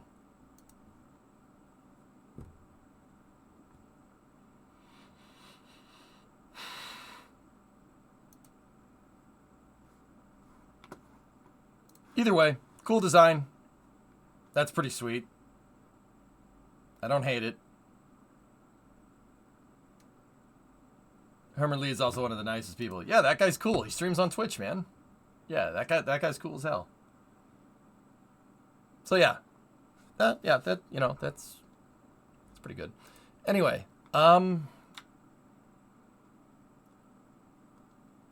see. What else we got? Anything else? Hey, All Systems. Can you see last? I've always wondered something about this type of escape system. Is there a realistic scenario where there is enough fire where this actually works? Most failures I've seen go very wrong very quick.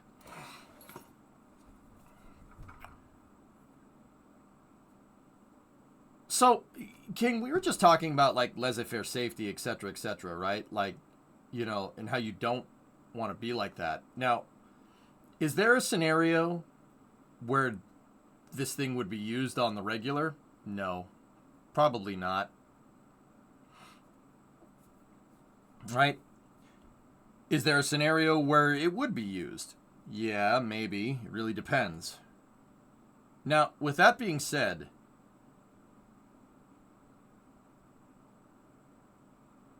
it's highly unlikely that this system will ever get used. I mean, I wouldn't want it to get used, but what harm is it adding a couple of wires to the side of the pad? Right? It's one of those have it, not need it, not have it scenarios. And since it's not on the launch vehicle and mass is not a restriction here, like they could, whatever. Putting it up there is not going to hurt. It's not going to hurt having it there. It's not like it's cumbersome. It's not like it's going to get in the way. You know what I mean? That's an example, like I said, of a redundant safety mechanism where it makes a lot of sense. You don't want to strand an astronaut up on the fixed service structure if they need to get off of there real fast. That's a really bad idea. Now, is that likely to happen? Absolutely not. But, once again, absolutes. Do you want to take the chance? It takes this takes 5 seconds, 5 seconds to verify that this system works and put it there and just have it there. Like, it's not like it's going to be a problem, like going to be an issue, going to be cumbersome, right? Like parachutes would be on an airplane, right? Just leave it there. It's not... You'd be stupid not to do that.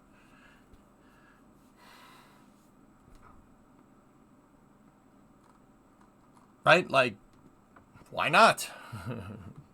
And that's what I mean when I was talking about safety a little bit earlier. There's sometimes where it just makes sense to have stuff double redundant. Actually, it's triple redundant. It's tertiary redundant in this.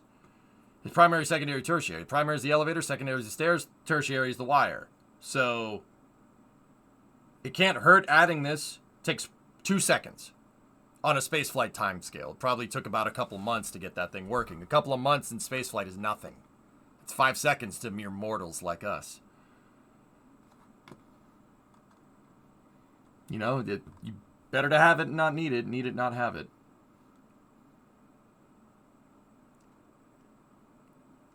It's because it's an active launch pad, Hellfish. Or am I just ignorant to the scenarios? Medical emergency, like what chat said. Fires can break out on the pad, dude. It can happen. A propellant leak can happen. But you're right. Generally, this stuff does go south really, really quickly.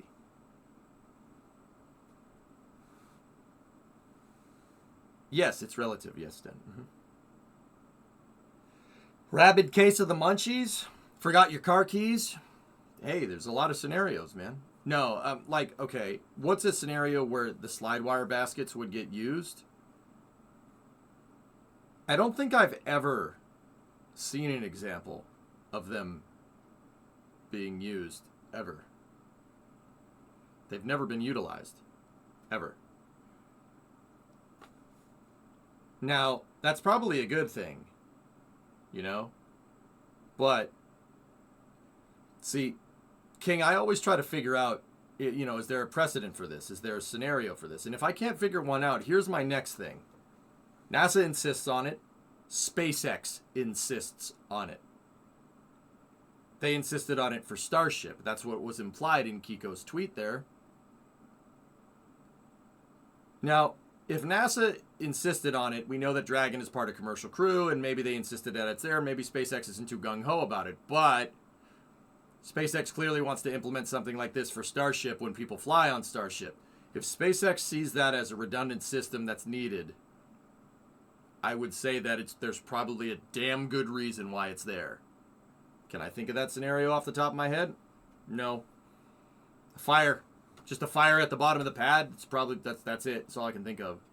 I'm sure there's other reasons. But if SpaceX and NASA insist on it being there, then it probably should be there.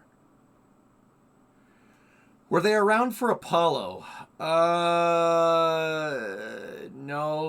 Apollo had a bunker. Apollo had a bunker and a slide, if you really want to know. Yeah, that was their solution.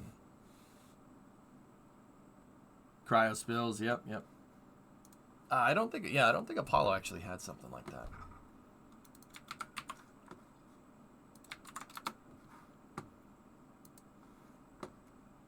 Oh, new SpaceX tweet Nova. I can see SpaceX insisting on it as a way to get FAA approval for commercial passenger flights, just like the slot. Yeah, I mean, clearly it's a good enough reason for SpaceX to want it there. And the only thing I can really think of, King, is like why you do that is because that's easy to make. It's easy. That's not. That would be like if you're welding. Make sure you have a fire extinguisher next to you. That's easy. Discovery, It takes 2 go seconds to and put it there, and if you do everything right, you're never going to need it. But in that one scenario where you're welding and a spark hits something, right? Like you'd want a fire extinguisher. This is the reason why there's defibrillators, like in cases at like a mall or something, right? How often does that thing get used? But you never know. Or another scenario would be an airbag on a car. The best thing that an airbag in a modern automobile can do is never deploy. Because that means you never crashed, right? Because it's going to deploy if you crash. Right? You don't. The whole idea behind that is that you never want it to be utilized. Right?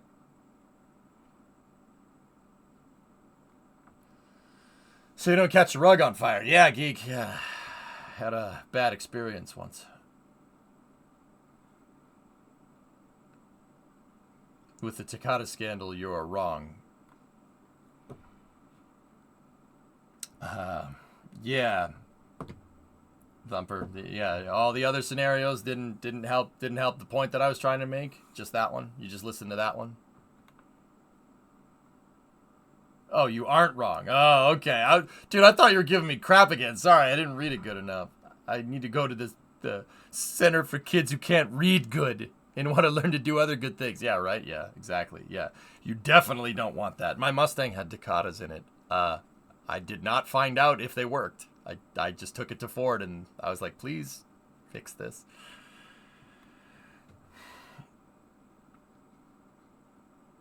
Learn to read good. Sorry, there's a lot of messages. We keep AEDs everywhere at work. Yep, there you go.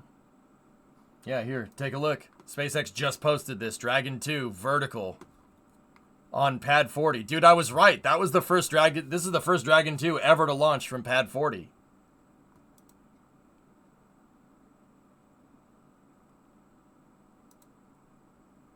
And wait. Let's see. Let's see that. Let's take a look at this picture. When they took this picture, where the slide wire basket's already installed. Yep, there they are. There's the slides. See them right there? They're already there. They're already there and they're folded up, which means that the testing that they did was the testing that SpaceX did was most likely yesterday. It definitely wasn't today. They wouldn't have gotten that folded back up in time, unless they did, in which case that's awesome. What's the difference between Dragon 1 and Dragon 2? Dragon 2 is... There's a lot of things, dude. Dragon 2 is human rated. Dragon 2 can move people. Dragon 1 cannot move people.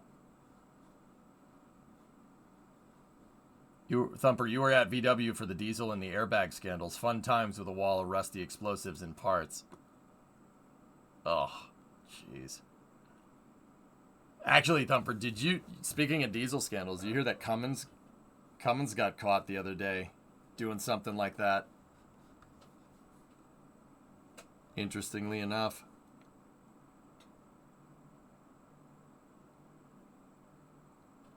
Don't ask questions you don't want the answer to, Slaps. Okay.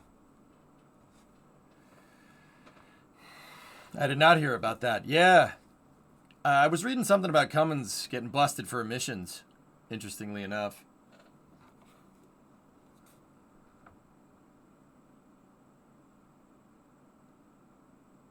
Give me 1 second. Somebody's trying to call me.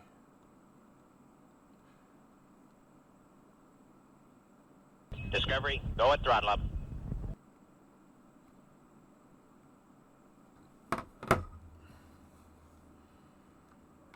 Oh, nice, Geek. You went and found the clip. That's good. Oh, nice, Hellfish. There you go.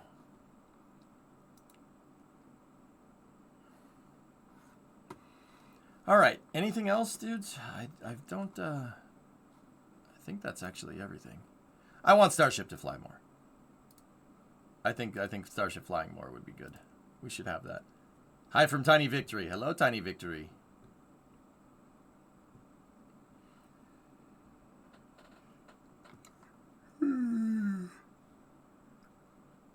look at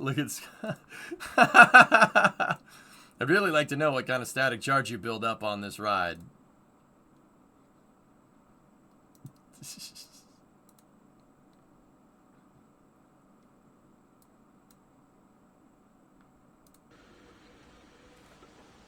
I want to hear the plop.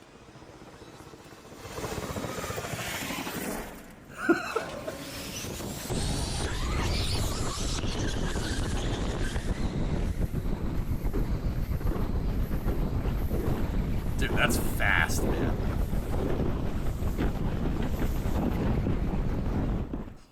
Yowza. Dude, the plop. Such a good noise.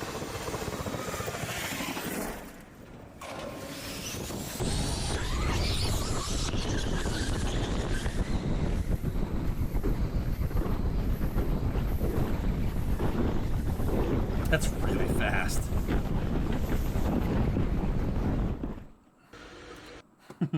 Cool. All right, dudes. Alrighty, I think that's all the space news for the day, unless I missed anything.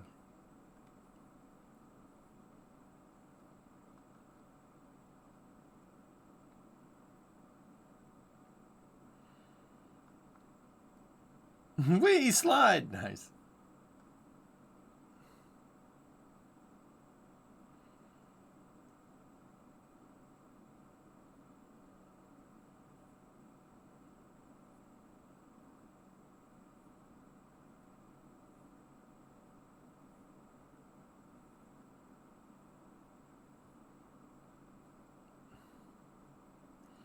Crew 9 is slated for Pad 40 after this Dragon goes.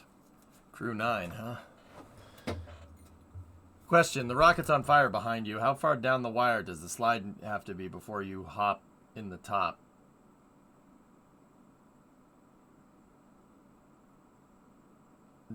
I don't know. Did Starship and the booster both explode the other week? Hashtag too lazy to Google. Yes. Yeah. Last. I'd estimate peak speed at about 40 miles an hour, average of probably 25. Yeah. Yeah, that's what we were saying, dude.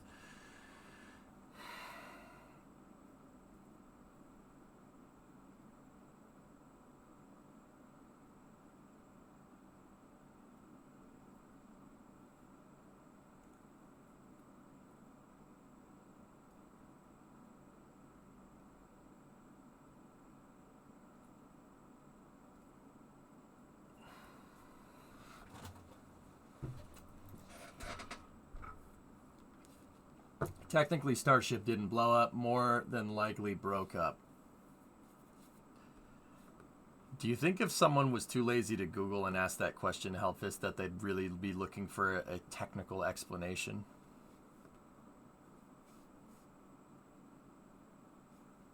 Just putting it out there. I'm just saying, read the room, man. That's all. Just saying, read the room. Details matter. Just read the room, man. Crazy that we had one frame of water close up before the crash. Chupon, we did talk about that. I actually talked about that when we were playing KSP. There's the dude. All right. One last thing. I'm getting the model out. One last thing. Dude, speaking of people being technical over things, I've seen people argue on the internet. Surprise. I've seen people argue over whether Super Heavy hit the water or whether Super Heavy blew up. And then it blew up and, like, it rutted in the air, or whether it hit the water. Now, that's a cool... It's a... What? Why would you have a cylindric bong? What the hell's the matter with you?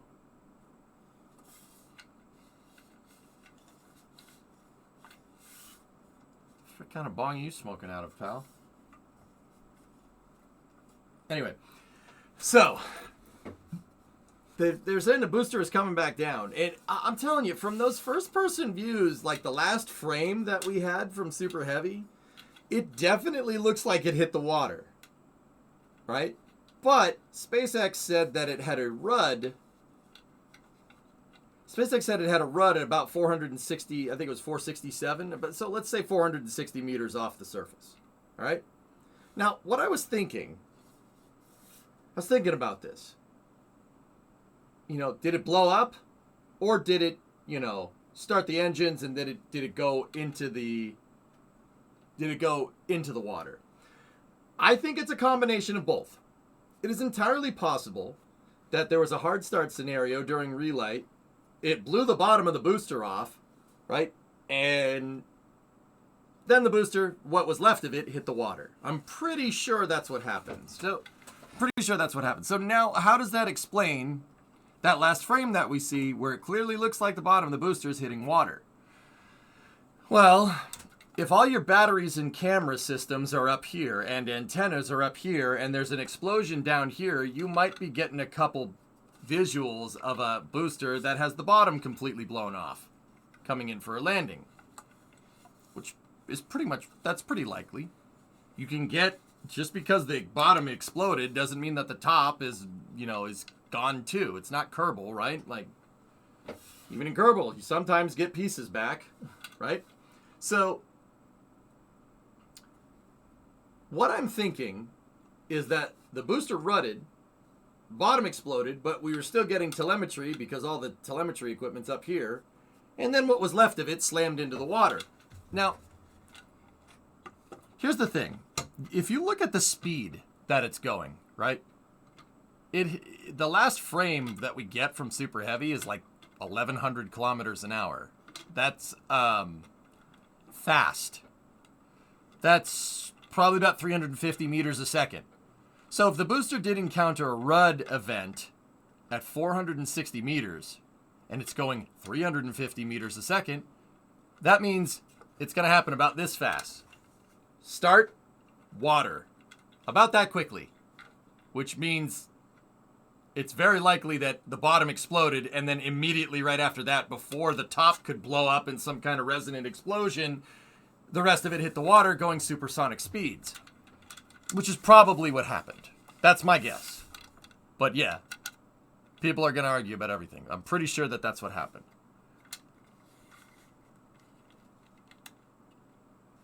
.432 is when they lost telemetry. Something probably hit the water. Oh, something hit the water. Sure. What people, Sajat, that's not what people are arguing over. People are arguing over what hit the water and how many pieces hit the water. That's what people are arguing over. Just thought I'd let you know.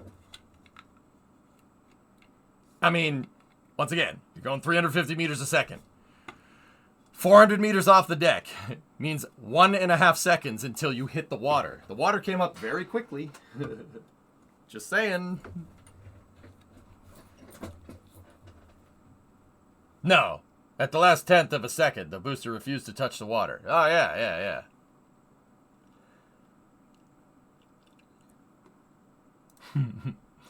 Anyway.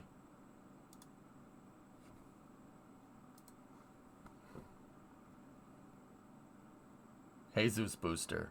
Yep.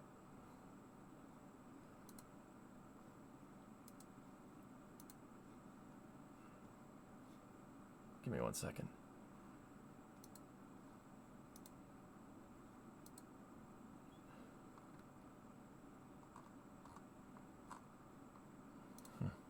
That's weird.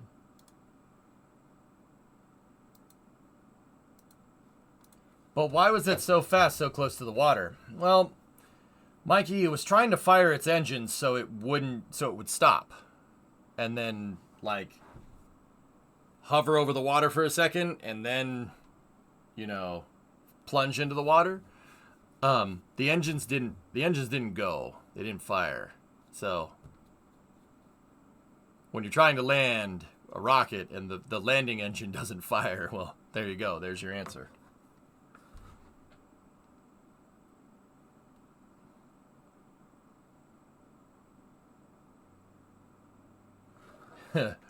Hey, guys, give me 1 second here. I think that's good for space news. I wanted to explain everything. I don't know. We might do another space news tomorrow. It depends on the news coming out. But anyway, I hope you guys enjoyed space news. I'm gonna switch us over to workers and resources now. And we're gonna go back to the Chernobylite Republic. So give me 5 here. I just got to make a quick phone call. I blew up the building. Why? Because you made a phone call.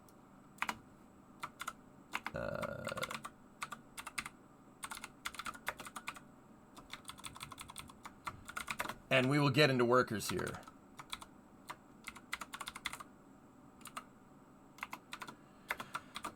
What day is it? 5?